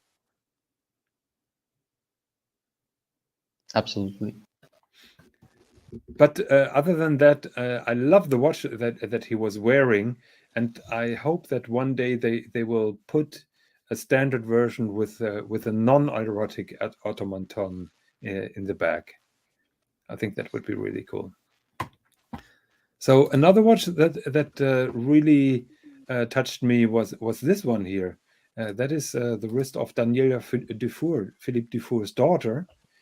Yeah. And in my opinion, it's always good to know that that those exotic brands are working on their future and try to find one who is following up with the company. You and I, we've been at Andersen Genève. Sven Andersen is 80 now, and I'm very relaxed that Alex is continuing doing this company, and Sven is working a little bit less, so the future of the brand is secured. And it was nice to see Daniela Dufour, and it was also very interesting to see her personal watch. Have you met her there? No, I did not. Okay, because she was there when Tim interviewed her. Yeah, I saw her. Yeah. Yeah, and at Hodinkee they presented her own watch that she made as a kind of masterpiece, and she pointed out that she did it without the help of her dad. Funny moment on the Hodinkee interview was when she was talking about that special plaque with her name, Daniela Dufour, on the watch, and Philippe Dufour didn't even know that this plaque was on the watch. So during the interview, he grabbed the watch and said, "Oh, I didn't know that." I remember that was a long time ago. Interview with Philippe Dufour. It was years ago. When he was just talking about Daniela accepting to work with him, because I think he has 3 daughters, all watchmakers, but for some reason, the 2 older ones, they chose not to work with him. So I know that one is at, I don't remember if it's Patek Philippe or Audemars Piguet. I don't know about the other one, but he was like relieved that finally the third one said yes. Yeah, but you can imagine how tough it is because of course you know about your dad's position, and to follow that must be a steep mountain to climb. Oh yeah, this yeah. Would you be willing, if your dad would be the most famous watchmakers of our times, would you be willing to follow in his footsteps and put the endless hours to work on those watches, to come close? I don't know myself. I don't know. It's a tough choice. Yeah. What is going to be interesting is if when Philippe Dufour officially retires and completely leaves the company, is she going to rename it Daniela Dufour, or is it going to still be Philippe Dufour? I think that would be another big indication on what her true intentions are. Yeah, well, we never know. What is your impression about this watch when you see that compared to a Philippe Dufour? I think personally, I think she has a way to go. I think it's not that sharp, particularly on the Geneva stripes, and also the anglage is not that not as deep as Philippe Dufour, but she's certainly on a good path. I would really have to see them like side by Yeah, side. side by side. Yeah. I mean, to me, this looks like top notch, really, really good quality. Well, certainly not bad, and would be nice to see a similar watch from another maker that you probably never see. Patel Philippe is saying he believes in AC4 following the footsteps. That is good to know. Believe in the next generation, boys. Believe in Yeah. the next generation. Absolutely. Okay, so what else was happening at the Independence? That's it. So what's really nice is actually meeting people over there.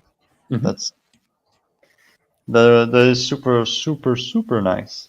As I met Thomas Burnett. You meet you meet some crazy guys. You meet all the watchmakers, and it's a perfect environment for making great connections. Yeah, I think part of the enjoyment is when you really see those people that you know over YouTube, being YouTubers or being those famous watchmakers, and just being able to connect. What I find really remarkable is how good those high-end watchmakers are talkers. So a guy like Philippe Dufour, who spends hours in his atelier, he's such a very good conversationalist, and that is something very rare, in my opinion. I met a lot of watchmakers that really are bad with their communicative skills. So, but everyone from the Independence that I've seen doing an interview was really very open. Be it Konstantin Chaikin, Philippe Dufour, Sven Andersen, you and I know, even Stefan Kudoki, and all the others were really very, how do you say, very presentable. Yeah, very open, very charismatic. Yeah. They made a good job.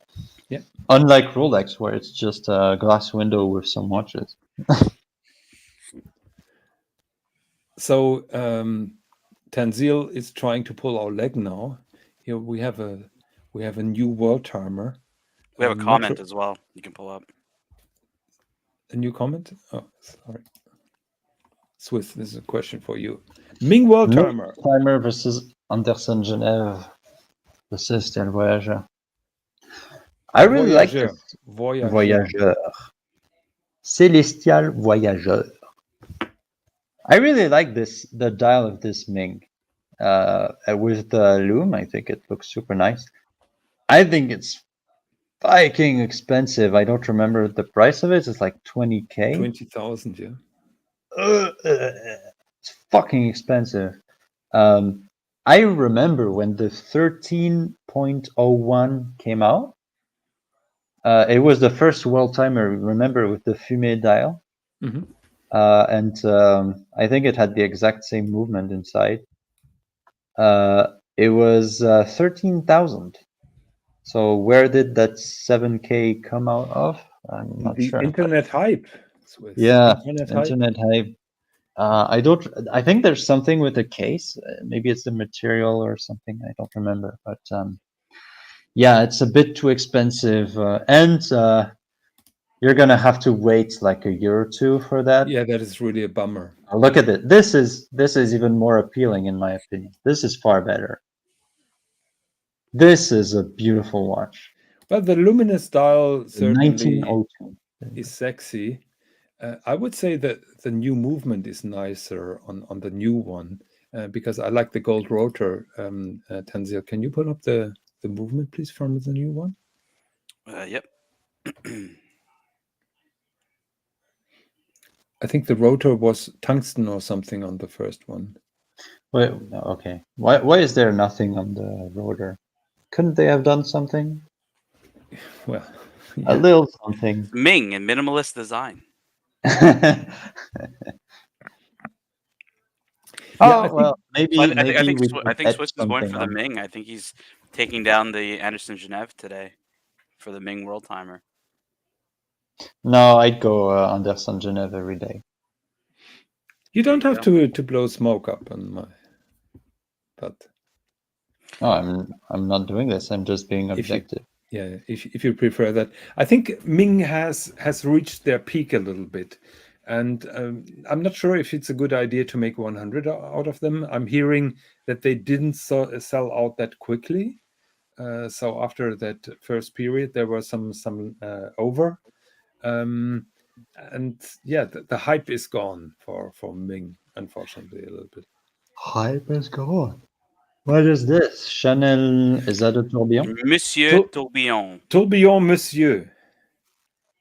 Why Monsieur? Is that That's the name of it. The okay? Monsieur Tourbillon meteorite. Tanzil, I have a very naive question. Why is that fucking lion head here in the middle of the tourbillon? Because it's the symbol for Chanel. So why couldn't they do the symbol somewhere else? Because it's their symbol. Okay. That's So why it's they did nice it. to have this lion head rotating all day long. On the turbo, yeah, that's what they wanted to do. Hmm. I'll show you guys the movement. How do you feel about that, Swis? Also, price on request, which is really annoying because you can't make a comparison anymore compared to Breguet Tourbillon or Vacheron or whatever. I like what they did with that circle and, and I try like to the arrange movement. It's like a circle bridge. I like that. That was the theme because they were trying to match the dial. Yeah, the dial is shit. To be honest, I don't like this dial.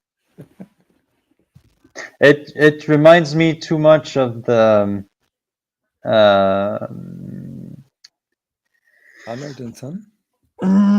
Yes, but I was thinking about the Jacquet Drault Grande Seconde, which is a pity because it's a much better watch in my opinion for much less. So, but this has I a would meteorite. rather get. Yeah, who cares about fucking meteorite? I mean, seriously. Ooh. Yeah, I heard bad vibes about this watch. This is a good watch. It's just too pricey. I think Yeah, that's what I get out of it. You know what? There is no stupid power reserve on at 7 o'clock, so that's good. Yeah, well, it is the same movement, base movement, just like the micro artist, but not with a micro artist treatment. And I heard yesterday, oh, this is just a movement on a 5,000 euros Grand Seiko. Well, it's not, because that is the hand wound, and it's a different movement. So you can get them from 10 and up, and this is the solid gold. But I think this is like 40, Tanzil. I think this is pretty expensive. So you could get the 5146G on a full gold bracelet for the same price. No, it's 28. Second hand. 28. 28. 2,800. 28. It's expensive. It's expensive. Yeah. Expensive. You have to keep in mind comparable watch in stainless steel is around 10. So the triple of the amount is a little bit high. I don't know why Grand Seiko is doing that. I think their chances to sell one would be better if they limited themselves to 20 or 22. How do you like that? That's ugly as fuck. I don't like it. like it. I like good it, but for you. I don't You like can the keep it. price. What's the price? 23, I think. 23 titanium. Yeah, it's expensive. Yeah. It's expensive and 20. ugly. 20. Not as expensive and not as ugly as the Santos skeleton, which is truly horrible, but it's still. Have you I don't seen like that Bulgari has downgraded the movement finishing? What? on the watch? Yes. Oh my god. Yeah, you told me about that like a week ago. Why are we still talking Yeah. about Bulgari? Yeah. they significantly downgraded their movement What a finishing. disgrace. Yeah.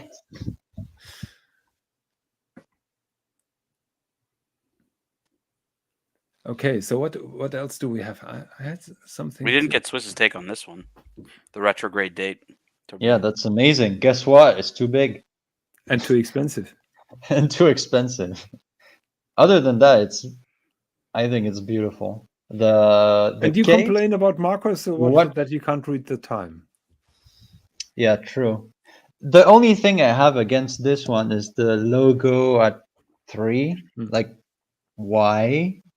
But other than that, I like it a lot. Because at 12 there is a retrograde that would be covered. But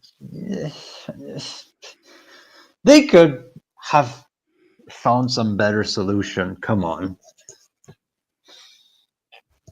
This just throws the whole balance through the window. I don't like it. You're picky.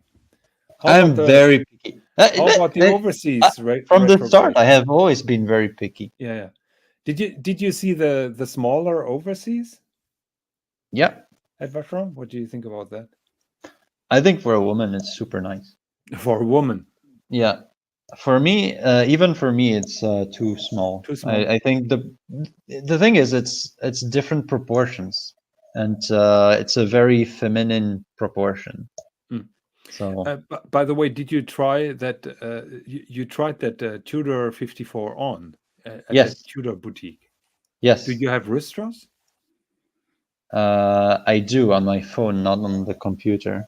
Please send them to me over the week. I'd really Okay. like Yeah, no to problem. see them. But you see, the Tudor, they kept the overall shape. They kept the overall proportions. It just looks like an old Submariner. Oh no! On the. Now we have to stop Tanzil from doing the presentation because this is just bad. What do you think about those, Swis? I love them. You love them? Yeah, it's cool. Don't you like this one? Higgins has been hating on them all week. He's been hating on these all week. That is the most lazy. You know, people. It is say lazy. Rolex is lazy. It's a good lazy. That's a good release. so you, Swis, you are on the record of saying, I appreciate the effort. Where is the fucking effort here? It looks good. There is no effort. There's zero effort. Yeah, they made the effort of making a good-looking watch. But they already made this watch. This is just I know. And I should say that it's boring as fuck, but it isn't because it's nice big looking. fucking deal. Now they have blue and red highlights. Ooh, yeah, Patek Philippe looks fun. It took them a year to come up with that idea. Well, and now a watch with boobs on the dial. I just love how triggered Jonathan is. Yeah, and Tanzil will now tell us, this watch has a hacking second. Oh, that is a super complication. Nobody has ever done that before. Well, it does have a hacking second, but no, they already. It's not lazy. They already had this watch. They just produced it in a different metal. This is beyond AC3 level lazy, I tell you. I'm not a fan of the case of the watch. This being said, I think it's a bit simplistic, but other than that, it's a very nice Calatrava. What's the price on it, by the way? 38. Yeah, 38. Oh my god, what a ripoff! And now you hate it. It is too pricey. It is very pricey. Well, see it like that. We had now the Grand Seiko that went from steel to gold from 10 to 28. Here you have the watch that was 25 in steel and now went up to 38 in gold. So that is relatively okay, I would say. that upcharge. It's fucking expensive. It's still fucking and boring. Okay, what do you think about that? The most controversial one. Yes, I want to hear Swiss. I really like that one. Why? I really like that one. As in, really like, and I don't understand people bitching about the 12 on the top. I think this is how it should be. 12 on the top. Makes sense. That's what Thierry Stern said. He said, I don't see 24. I don't think it's midnight when I'm at noon. Yeah, That's why he wanted to exactly, put the right? 12 on the top. Because That's you what get the top half that is day, Yeah, and the bottom half that is night. 12 is And the middle of you your can day. see that the bottom half is covered partially by the small seconds, and you don't want to have your small seconds covered the whole day by your watch hand, so you put it on the night side. Makes sense. And I think it's perfectly readable. I agree with you, with the exception of the condom hands, which always annoy me. The what? The condom hands? Yeah, the condom hands. You invented that. You want to know something funny, Jonathan? Somebody said that the travel time hour hand looks like the pin from the Apple that you get with your Apple iPhone. It looks like that pin to open up your SIM card. That pin to remove the SIM card. Yeah. That was really funny. No, but I've been roasted on Doc's Report for saying for saying the magic word, and I'm gonna say it again: engage with your watch. And I was having a very highly intellectual discussion with Tanzil over the week, and I said I love this watch because you have to engage with your watch. You can't read it on the fly, just like a regular watch, because if you read it on the fly, you would say this is 10 past 10, but it's 10 past 8.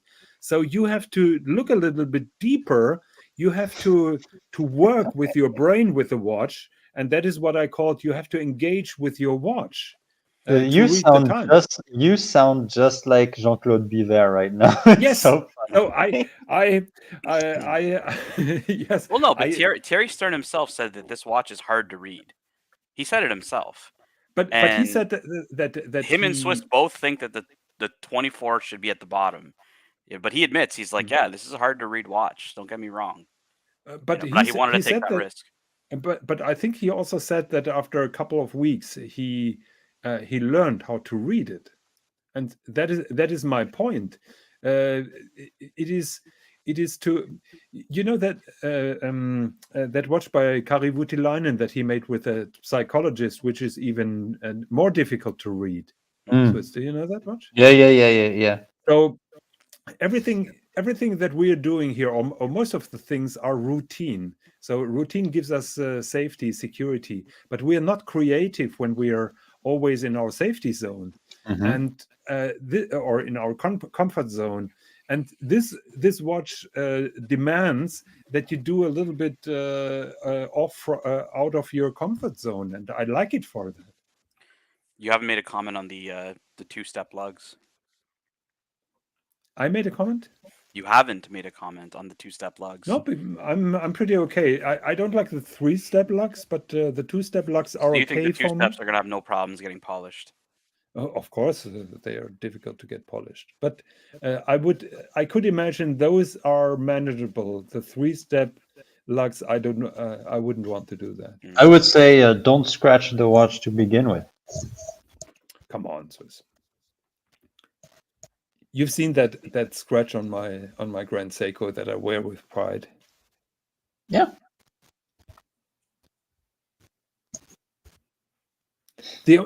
I think the world the traveler function on the Patek is a little bit unnecessary. Okay. Did we go through the overseas? Overseas retrograde. What is your opinion about that? I think it's beautiful. It's very expensive, but it's beautiful. I like it. Very unordinary to put this kind of complication in a quote-unquote sports dive watch, but why not? It's very well executed, at least. I disagree with you on that. I think the watch is losing character because they cut off those markers for the benefit of the retrograde date function. So, in my opinion, the watch looks a little bit faceless. I disagree. Yeah, that's totally fine. There we go. Ansil, what do you think? I think it's all right. I think Higgy, you're being a little OCD today. I'm, OC is pulling The up original, all- yeah, all- the all detail. original. Can the you show original- that retrograde in platinum with the salmon dial? Yeah.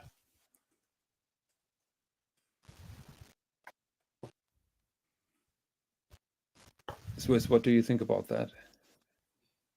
Actually, I don't really like that one. No? I do like the watch in itself. Yeah. The rose gold version, I think, looks stunning. It's very big. It's like 43 or something like that. Exactly, so that is the not problem. big. Imagine Yeah, they did that in is 38. clearly a problem. Yeah. But this put aside, I think it's beautiful. I love this double retrograde thing going on.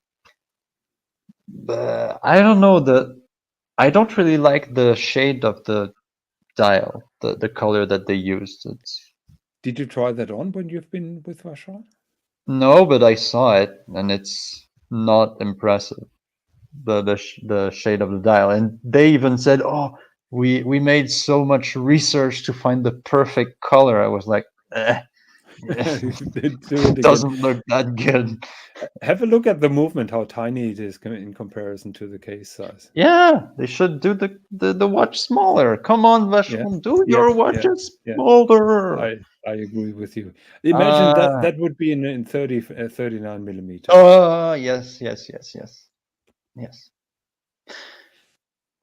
We need smaller watches, John. Oh! Did you see Jonathan, that? you're loving the transitions today. Why? Because you're getting quick transitions to different watches. Yeah. No, I totally love it. You're doing a fantastic job. Thank you very much. You're much faster than Swis. That is a nice watch. Very nice watch. It has a Poisson de Genève movement, right? Oh, Yep. of course. And it has the size of the first one. That is very nice. And it has no date. Bonus point.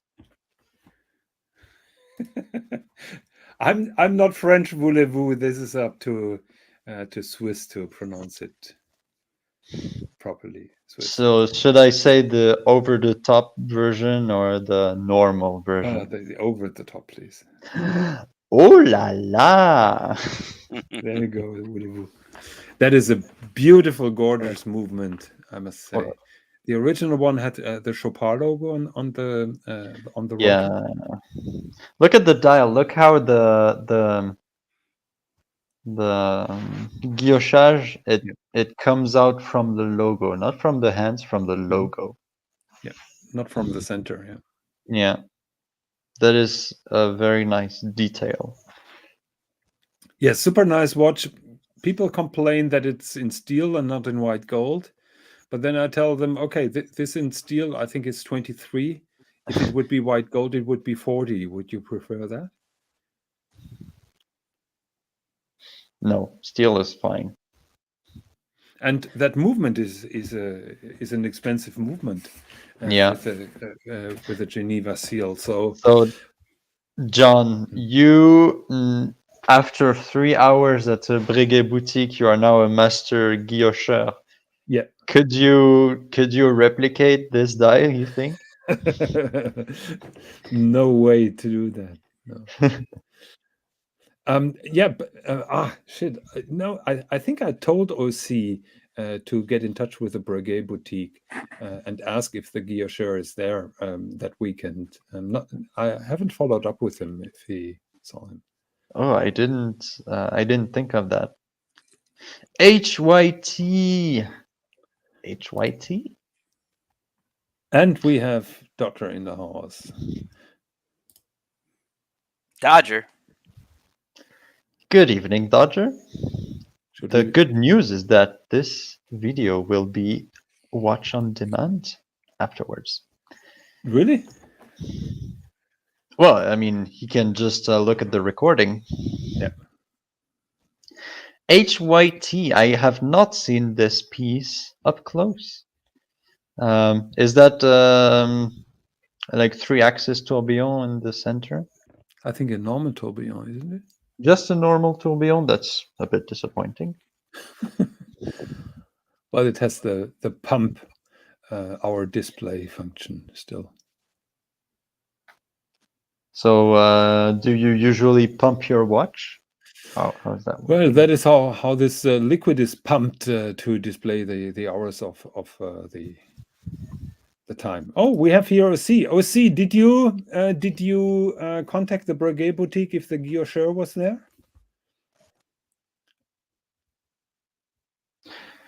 OC saying, just popping in. On my way to dinner, we'll go back and listen to Swiss takes and Watches and Wonders this year.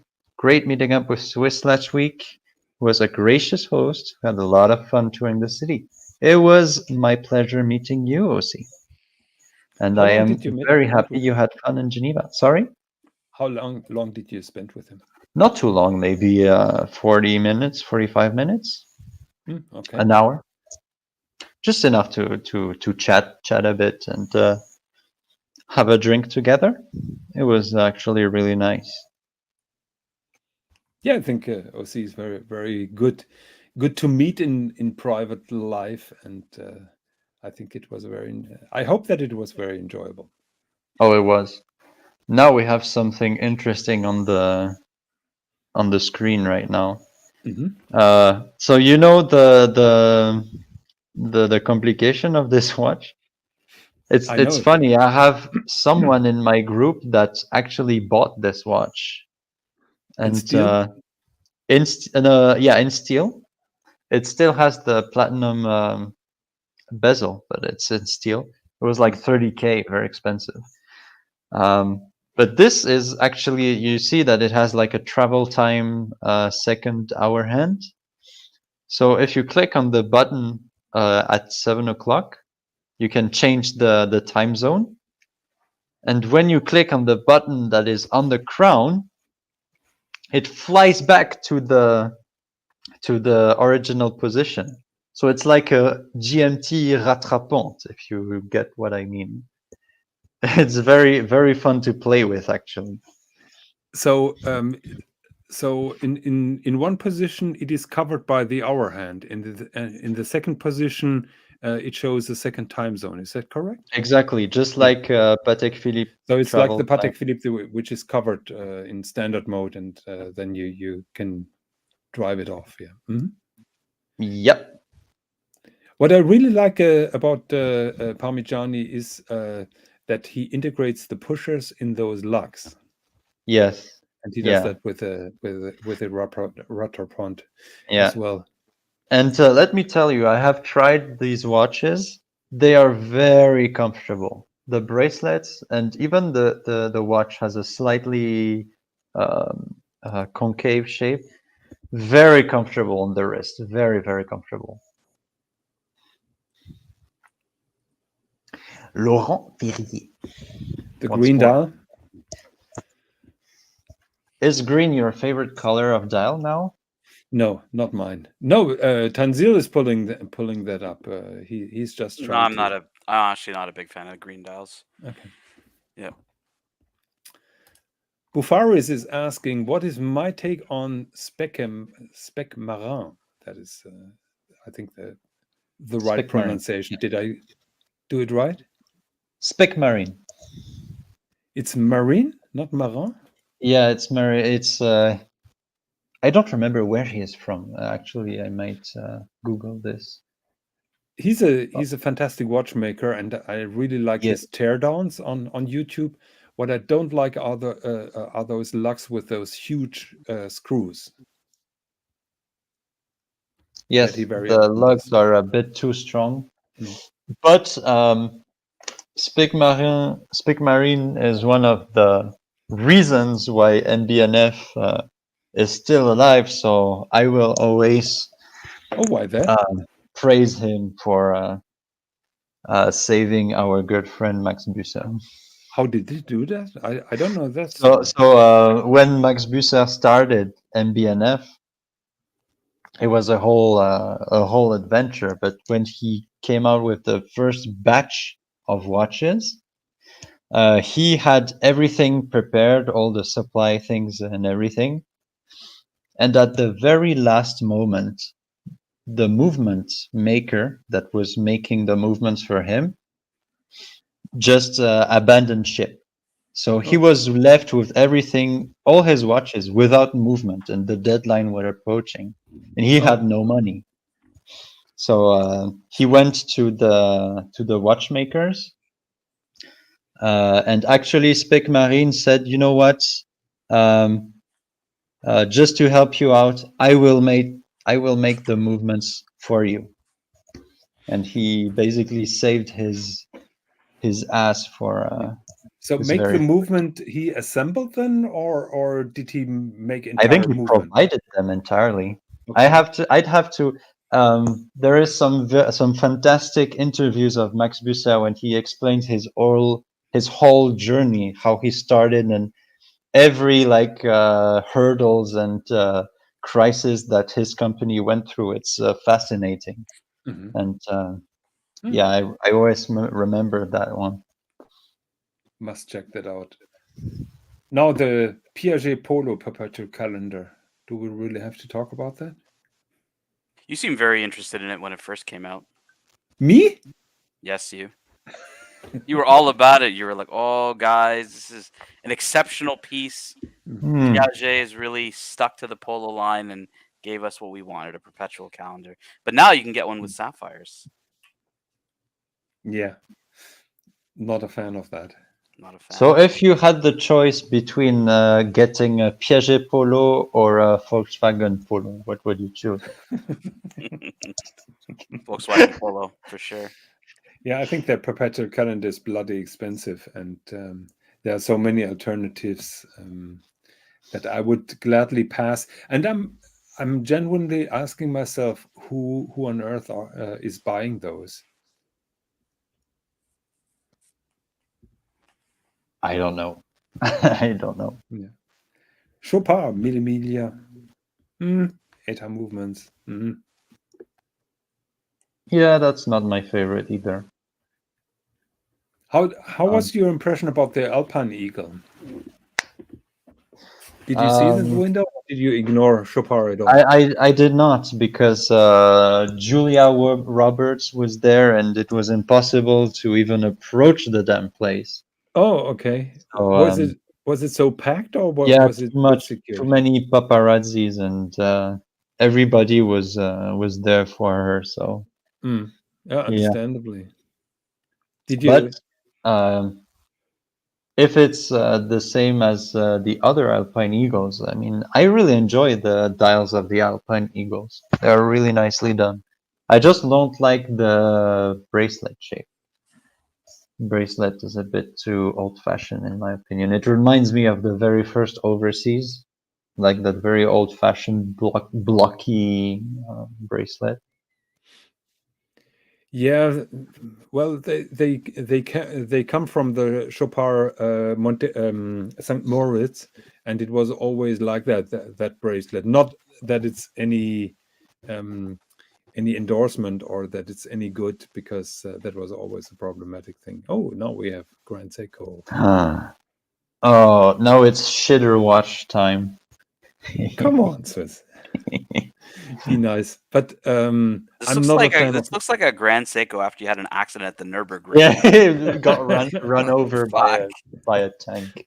That is hand engraved, you ignorant bastards. But I will give it to you guys. I'm not a big fan of those engraved guys. I really like this. I was at a Philips auction, and they had with the stars. It was exactly the same case, not the dial. The dial was not. That was a snowflake dial then. That was a SBG. No, it was like yours, like a plain platinum frosted dial. And But it had that case? Yeah, it had the engraved case, and with the Marco Artist movement, and it looked really nice, really nice. 1 second. I think No, that he was is not a looking plain- for it. I think that was not a plain case. That was Snowflake case? No. 1 second. I think you're talking about this one here. Tanzil, if you allow me to share the screen for a second. Sure. I think you've seen that one here. Is that possible? Because that was maybe the first it was one. that. Yeah, maybe it was this one. Yeah, because that has a kind of snowflake. Okay. Yeah, it was maybe that one. Yeah, that was the first one. It's still really beautiful, and I really enjoyed the shape of the case. I think it's really well designed. Yeah. And Beautiful watch. Second one was SBGZ007. That was the blue another one. reason to get this one. 1 second. The second one with the engraved case was that one here.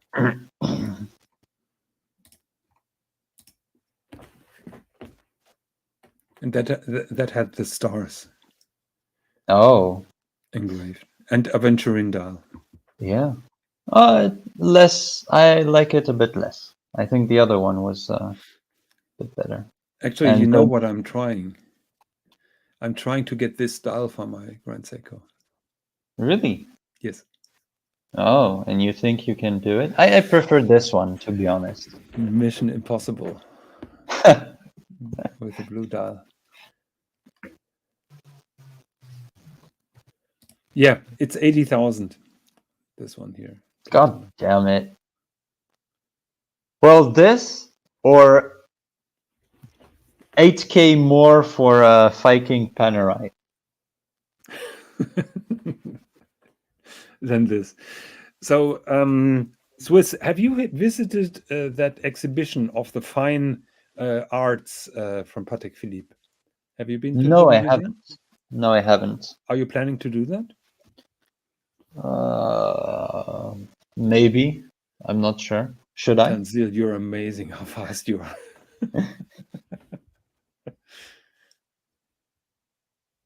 Those are different skills in enameling, cloisonné with something, I think Champlevé, it's called. Amazing watches. Is Only there 5. painting also inside? Yeah, micro painting and everything.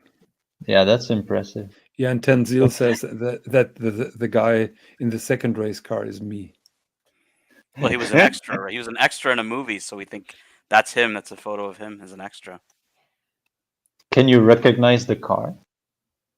Yes, a viewer on AHCI Luxury said the second one is a Maserati something. Do you remember that? Yep, you did. What about the holes in the hand? What do you think about that? Racing inspired. It's like the perforated strap. I think it goes with it because that's the theme that they're going for. Is this recent watch? Yeah, it was released this year. Yeah. It's they're only making 5 of them. What is remarkable is they have the 240 movement with a micro rotor. That is nice. And it's the same case as the 6119. Yep. Just different movement. That is nice. If you break down the price is slightly over 100. And if you break down the price, a white gold case with the 240 movement would be probably with a standard dial 50. So you're paying 55,000 for the dial alone. It's very expensive. This is very expensive. It is, but it's beautiful. I'm pretty sure. And you get a piece unique Patek Philippe probably. So yeah, kind of. So we have here Lake Suva, the first one of the new series. I've been waiting for those coming up in titanium, and now that more nature-inspired watch. Of course, Lake Suva lake. So that is with a new Lake spring drive. Souvlaki? What you say? Lake Souvla? Suva. Suva. That is a lake nearby the factory. So titanium, the first one, I really like Grand Seikos in titanium. The only thing that is not perfect is that this is the new spring drive, and I'm waiting for the titanium with a new high beat movement. So that is now that gap is open. Mm-hmm.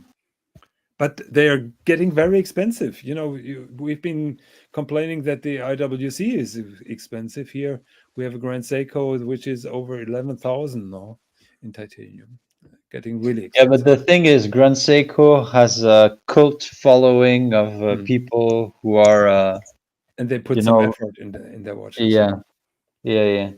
No, I mean they have a market of some people that really enjoy Grand Seiko. As Rolex has those Rolex heads that only talk about Rolex by Yeah, Rolex. but there are also IWC diehards. Much less than that. Much less than Grand Seiko, at least, in my opinion. I don't know.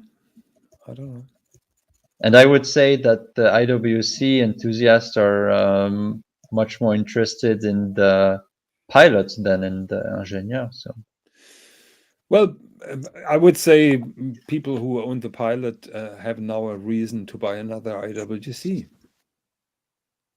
yeah, probably. So you don't like this rotor? Actually, I think that is the No, I only don't nice like thing it. on that one. I don't like it. I don't like the placement. I don't like the skeletonization around it. I don't like this watch. I like You are the. so negative. Yeah. What I really like is they expose this kind of rotor is called Mystérieuse. But then I'm not sure if they made that by purpose or if that's an accident. You can see the gear, the toothed wheel. Tanzil, can you please zoom in again? Here on the left side, you can see the toothed wheel. No, left. Yeah. We can see it. Yes. Yeah, and I'm not sure if that is an oversight or if they want to expose the mystery. I would have covered it. Me too. Yeah. Interesting. Okay, Tanzil, you get one more watch after this one, so make it count. So there you go. We have the new Tudor GMT. I think I saw Toyodamo. He said it's the Diet Pan Am, whatever this new type was. What do you think of this new? So it's not white. It's like silverish color. You, John, you own a true vintage GMT Rolex. What do you think of this one? I'm on the record. I was never a fan of the white GMT. I think that the old ones that are super rare and super expensive look like shit, and I don't see any progress by making that dial white. To me, the GMT has a black dial, and the white dial is just looking. I don't like it. Okay, so Swis said I had one watch left, so I'll give him one watch. Swis, what is your opinion?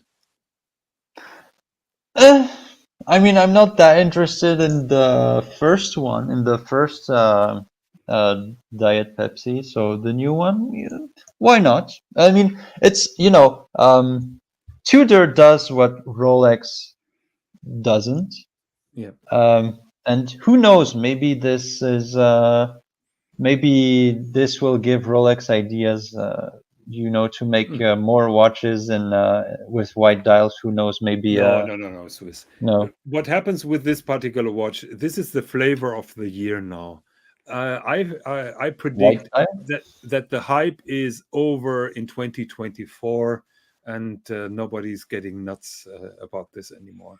And then Rolex will learn and say, "Yeah, we've been right not to temper the Explorer." And wait. 2 years later, Omega's gonna do this. Okay. Yeah. Yes. All right, boys. So Swis said, make it count. So I'm going to bring up a watch that I know Swis loves. He's already got a deposit on. He's very excited to get delivery of it. Here we go. The famous Why don't? Oh, there we go. Kermit. By the way, speaking of Kermit, did you see that apparently the new Starbucks has a greener? Yeah, big Yes, fucking green deal. color. I think people are gonna get nuts because of that. Yeah. So what is your take here? We have the Oris Pilot, Pro Oh, Pilot shit. X. We're talking We about have- green watches, and look who shows up. Exactly. Talking of What? Kermit. Can I ask you a question, boys?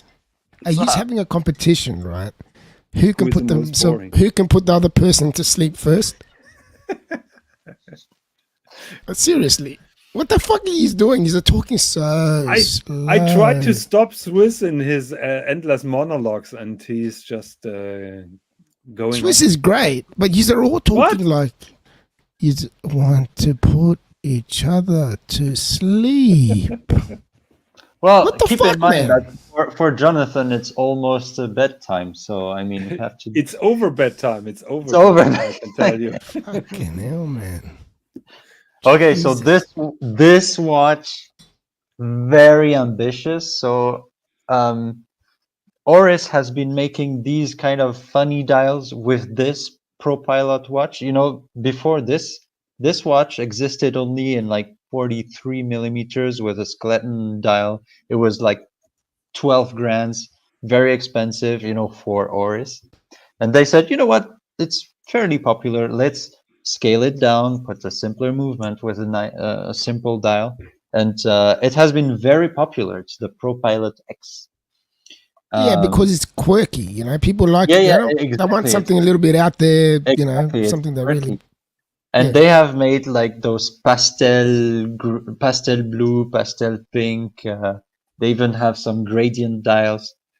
So I guess it makes sense to have like a bright green in your face color. And I'm not sure about the collab with the Muppets. Who that speaks to? I mean, who's You know did what they do? could be Did they worse? do a market research like, oh, we need more Muppets in our No, watchmaking? they're just going. They're just going on what the Rolex collectors and all that Yeah, sort of people. this you know, is also what it comes back to what Jonathan said. It's the flavor of the month. It's the it's the Kermit. Swiss, do a you know Kermit. what could be even worse? What the fuck do you have to if bring they this would fucking thing do up a for? cooperation with Superman. Oh, The fuck is this guy thinking? So, Mr. GMT, Why are you bringing this for up? What are you trying to prove? here? I'm out of control. It's Tanzil who does that. Hang on, is I this mean, tens you're sharing? We Yeah, could yeah. we could run reruns of GMT's YouTube channel as well if you like. No, don't do that. Don't do that. Fuck me dead. Yes. That Look was at some bad Look at times. Jonathan with a shameless plug on Monochrome right here. Yes, Fuck but the me link dead. doesn't work. The link doesn't work. Oh, does it really doesn't work? Yeah, Oh, fuck it. I have to contact him and tell him the link doesn't work. Ooh, it doesn't work. Yeah, I love damn that. it! That is why we're losing viewers here. Look, I thought, you know, you being so out there on these magazines and stuff, you get a lot more viewers than you used to. But it's the same fucking shit. Yeah. No one's coming to Because watch you guys. What the because you're fuck? bloody boring, and you haven't appeared. Actually, you were pulling the audience with your kind of bleaching and all this stuff. Interjections. Yes, And it doesn't make a difference with me, trust me. It hasn't for made a you, difference. but for the viewers. For the viewers. Yeah. But look, why don't you ask your viewers what they think? Because We I'm can pretty ask sure them. that So that type 1 when you want us to boot Mr. GMT. Type 2 when he can stay. all right, boys, let's do it. Let's get me out of here. Yes. And girls, 'cause I forgot picture the of real the views making of here. my dial? What did you What's say, that? Tom? Mr. GMT, how do you like the picture of the making of my dial? Listen, I'm not going to tell you in front of everyone on what I think of it. I've already told you what I think of it privately, right? Yeah, but you can tell everybody that you think that is shit. No problem. You know how beautiful it is. It's beautiful. The way that they've done it is beautiful. How about the strap? The strap is fucking shit. Okay, John, for the 10 millionth time, you have a beautiful watch. Yeah, no way. Jesus Christ. How much kudos does he want to get? This guy's fucking I just nuts. want you to curse on it again. This guy's taken this watch. You know, it used to be beautiful to me, like when I used to first see it. Yeah. And now the amount of times that I've seen it, I'm put off it. It's like eating something really nice all the time, and then you just get sick of eating it. Yeah. Same fucking shit. Yeah. Like when you're banging a new chick, and after a man. That's exactly Shit. that's exactly how I feel when I see Mr. GMT every morning driving in his own car and having the camera faced on him. How long? Tell me when the last time you saw me do that. I don't know. I have. I'm just trying to delete that, but probably 2 weeks ago, 3 weeks ago. No, it's been longer. Really? Okay. Yeah, it's been longer. I'm trying to cut it out because people don't like it, so just stop doing it. Why don't they like it? I don't know. So OC says it was great talking to Sven Andersen, and quite a few people reached out to OC saying they wanted to learn more. Well, I'm not allowed to talk about Sven Andersen anymore. Why not? You just said you don't want to hear it again. No, I'm not sick of your watch. Not fucking Sven Andersen. I never said nothing about the guy. You know nothing. Okay. JL, this is live, JL. Yeah. Welcome to the show. Hey, JL, my brother. I miss that guy, man. We're just recycling Mr. GMT, JL. OC with more bad ideas. This show needs 15 minutes each week dedicated to his watches. No. You guys are just envious. Look, I am looking forward to what you are getting in the future, probably in the next 10 years by the time you pay it off. So I'm looking forward to your next purchase in the next 10 years, if I'm still talking to you guys, that is. Yeah, do you have any doubts that will happen? I don't have any doubts, but I know it's going to be a fucking long time. Yeah, but maybe we'll bring up that butchered Rolex and shorten a little bit your lifespan. No, don't bring that up, man. Fuck me, Dad. No. You serious or what? You already brought up the Kermit, for fuck's sakes. Yeah, well, the Kermit was not my idea. That was Sensei. Oh no, it was fucking. Look, okay. I take my hat off to people that like it. It's quirky, whatever, but not for me. That's what I'm going to say. I don't want to offend anyone. I give kudos to Oris for only showing the Kermit on the first of the month.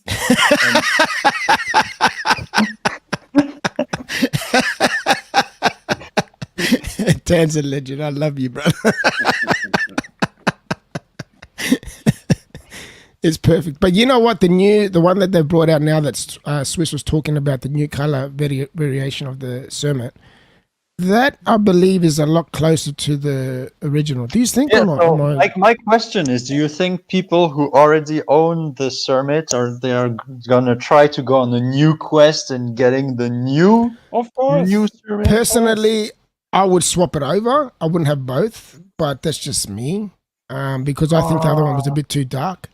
So basically, the Starbucks just devalued so much. It's gonna get swarmed. The market is gonna get swarmed by used Cermets.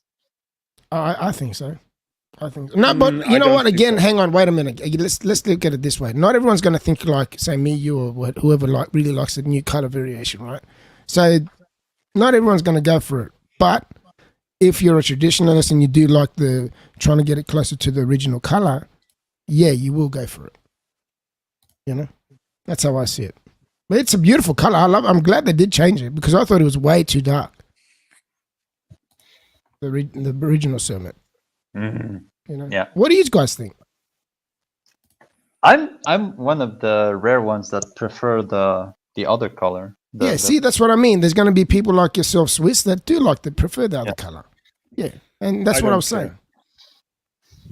You don't care because really you got the original. You got the original Kermit. Yeah, exactly. Yes. So you're like me. I don't care either because I've got the original Kermit, so it doesn't bother me. But in the original Kermit, as we're saying, they did have different color variations of that as well. Yeah, totally. Yes. Yeah, but true. But I don't get it when people rave after the shape of the crown that is different and looks more like a frog foot or not. I'm too old and too lazy to learn. Wait a minute. Did they say that? Seriously? Is that a thing? The Kermit? Is that a thing? Brazil, help me on that. I haven't been paying attention to the Kermit. I have a Mark 1 Sermon, and I don't care about the Mark 2. I just don't care. Okay, yes, fair enough. But what? No, they're saying about the crown looking like a frog foot. Yeah. On old submariners and stuff like that. Really? Oh, Yes. I didn't know that. I thought everybody knows that. Okay. I didn't know that. I knew that there was a special submariner that has that is named the Bart Simpson because the crown looks like Bart Simpson.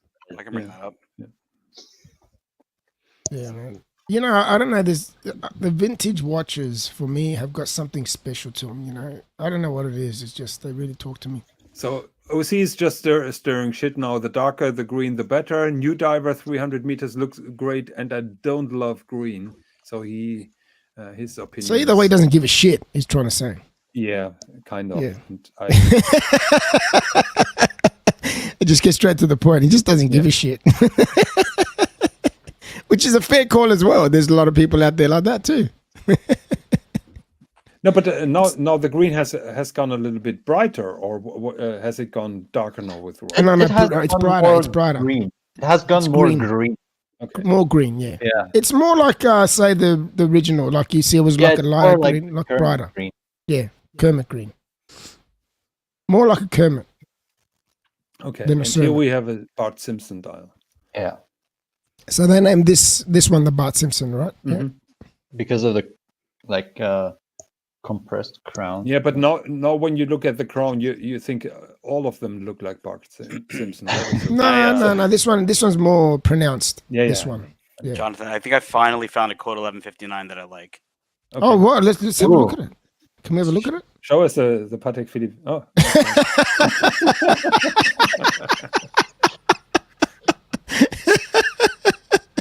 Oh wait, that is Saad. This is a sultan in the Middle East. He has a bunch of AP watches where he puts his own face on it. Oh, So it's a bit of a running joke with Saad. He's like, Tan, would you ever put your face on a Patek Philippe? I'm like this guy? No. Ask him if he would do it to a day date. So this was sold for 12,500 Swiss francs in 2021. Oh shit! Yeah, probably to a person who doesn't look like that. So that is why it went so cheap. Do you think it devalues it? Probably does, doesn't it? Of course. Having someone else's face on it. I mean, would you want to wear such a watch with a No. That's just me. But some people, like we said, are different, man. Maybe they do like that. I don't know. What can I say? He's got a bunch of these watches with his face on it, and they're all different photos. It's so funny, man. Is that an enamel dial or is that a painted dial? I guess it's painting. You know what I'm going to do to my kids just to piss them off? Mother of pearl. Before I die, I'm going to go and put my face on all my watches. That'll devalue everything and fuck them right up.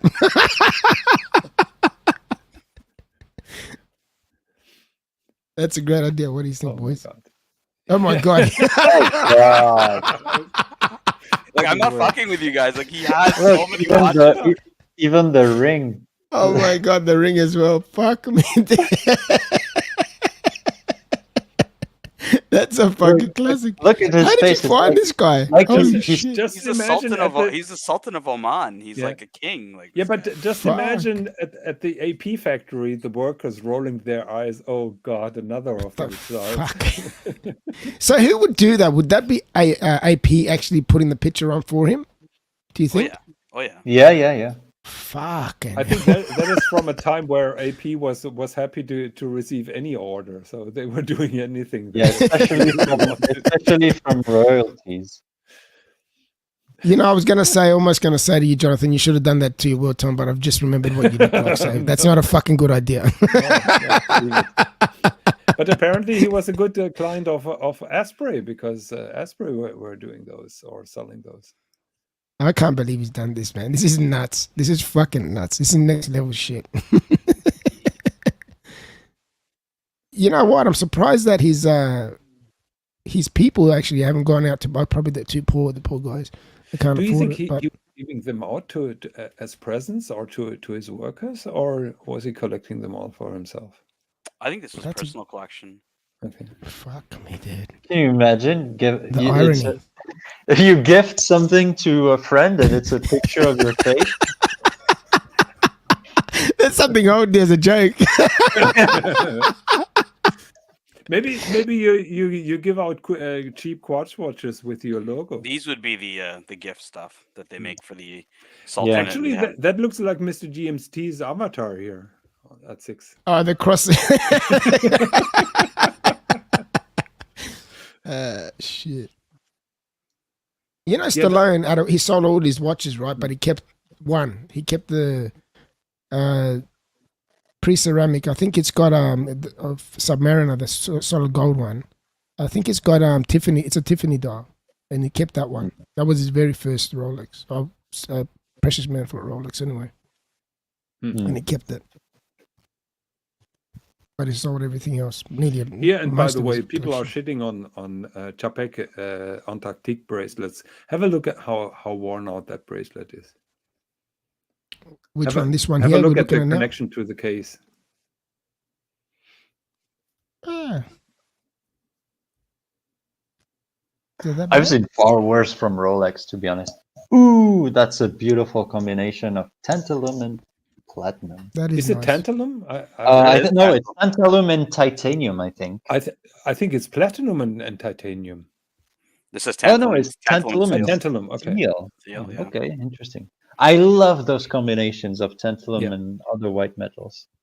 But it's fucking expensive now. Are you telling me there's almost And it's 30 a people watching? What the 4790. fuck? It's the perfect size for my wrist. I need this one. Is it automatic? Yes. Okay, I need this watch.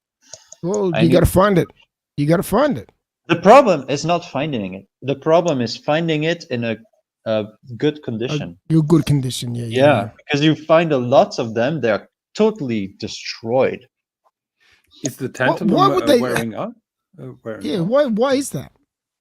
They're just totally scratched up and dinged up. They didn't and, they didn't give a shit back then. Yeah, That's they what you're didn't give saying. it at the time. They didn't give a shit. No, but is the gold part scratched up, or also the tantalum part? Everything Okay. totally fucked Because- up. Just go on Chrono 24 and have a look, and you're like, oof. Because back then they were telling us that tantalum is much more scratch resistant compared to steel, and Probably, but if you run into a door with it, I mean, Yeah. Yeah, back then I think watch collecting wasn't as big. It would have been like, you just buy a watch and wear it. Yeah. no, Where You know, now we're even- more. even this careful. one I do enjoy. Even this weird combination of a dark metal with I rose think that gold. is cool. Yeah. Yeah, I think it's that's cool too. I think it's cool. Yeah. It's different, It But it's really stands heavy. out. It actually makes the gold stand out more. But it's heavy and it pulls on those little gold elements, so those wear off quite easily. Oh, Yeah. okay, yeah. Stretches them out. Yeah, Is that yeah. what you're saying? Yeah. Same thing as happened to precious Because metal tantalum watch. is really heavy. I wonder Oh, if you shame. could actually ask for AP to replace the pins with ceramic coated pins, which they do today. They do how much today. is- Yeah, they do. That's what How much that's is how it- it they solves a do lot of it their today, problems. so it doesn't stretch that much. Takes 2 years and costs then the amount that you pay for this watch. Okay, guys. Okay. I think Guys, we have been going for 2 hours and 40 minutes. far too Fuck, long. I'm if you glad I ask wasn't me. here for the whole time. I would have fell asleep 5 Swiss times. wanted to go for 45 minutes. Yeah, it's 45 Thank you minutes. very much, Tanzil, for teasing us and pulling up No those problem. watches. Thank you for having Tanzil's me, a guys. legend, man. I'm going to say it once again, Tan. I'm so glad you came back. I really am. You have changed everything, man. Thank you so much. I'll be in Darwin having myself a cabbage roll. Whenever soon, you so want, brother. it's gonna be, Whenever you want, brother. I appreciate I'm the here kind for you. words. Thank you, sir. No Are you worries. having travel plans to Darwin? Yeah, GMT is giving me the invite. He said he's going to take us to some nice restaurants, Yeah, have man. some fun. Yeah, You know that bunch of the that- guys are going to Australia. You mean restaurants other than his? Yeah. There's heaps of restaurants. We've got a Tanzil, big you Asian know- population here too. once you visit him, you're not able to shake him off for your entire stay. You know that. Well, I want to see the Superman collection. It looks vast, so I want to God. see the. It is pretty all the action intense. It is figures. pretty intense. We all know that you have a very high level of tolerance, but I applaud you for putting it. Put it this way: he said even if he did stop off at for a day, he didn't want to come and see me, Jonathan. So you know, Me? yeah, Did you I changed say your that? plans. Remember? No. Actually not. No. I'm on the record when I'm in Darwin. I'm gonna visit you. Except your wife won't. Oh yeah, your wife said she didn't want it. I don't blame her really. My wife, we have to discuss that because you managed to piss her off. So that is a work in progress. I piss everyone off. Yeah. Something that I'm good at, right? Yeah, well, no, it's all good. I think that she's gonna join me, but that is a little bit into the future still because Just like your watch, you're gonna get right. Yeah. I'm gonna get the watch first before I visit you. You're gonna have to. That's a goal of yours, right? Anyway, guys, it was Okay. great being a part of your we show. have now again. here private conversations. Still 25 viewers. That must be a new Fuck record me dead, man. For this bloody That'll- show. No, when I came on, before I came on, there was like 20, 22. And then I just looked over and it was like 30. I go, what the fuck is going on here? He just went up to 30. What the hell? Fuck. Well done, so- boys. Well done. So thanks to all the viewers who stayed so long with us. We really appreciate it, and we apologize that it has been too lazy. Thanks again to Tanzil for doing an amazing job. Please come back and do it again. Please participate a little bit in the watch, more in the watch talk. That is what I really It's like would please pull up everything and contribute more. You got the message, yes. Tan's good at reading between the lines, see? Yeah, actually, I just wanted to point out here we have a lot of ones here in the poll, so not sure what that means, but I know. No, what you it asked him means. to put Would one Mr. or something. GMT, yeah. What was one? What do you remember what one was? What was One was Would would Mr. GMT. GMT, yeah. Booting GMT? Fantastic. I'm out of here, boys. It's awesome. Nice talking to you. No, but seriously, no. We wish everybody happy Easter. Enjoy your holidays, probably with some watch talk. Thank you very much for staying with us so long, and thank you to everybody who participated. And my special thanks for tonight go to Design Atelier, who created that amazing trailer that you saw at the beginning. I think that Is a new trailer, is it? Well, our intro. Oh, you got a new intro. No, still the old one. But I still love it. Every time I see it, I think it's genius. Oh, okay. Fair enough. Yeah, it is a good intro. It is a very good intro. Okay, so I run the trailer. Thank you very much. Good night. See you next Good night, time. everyone. Wear your Bye-bye. watches and stay sexy, Yo. boys and See ya. ladies. See you. Mr. GMT, you suck.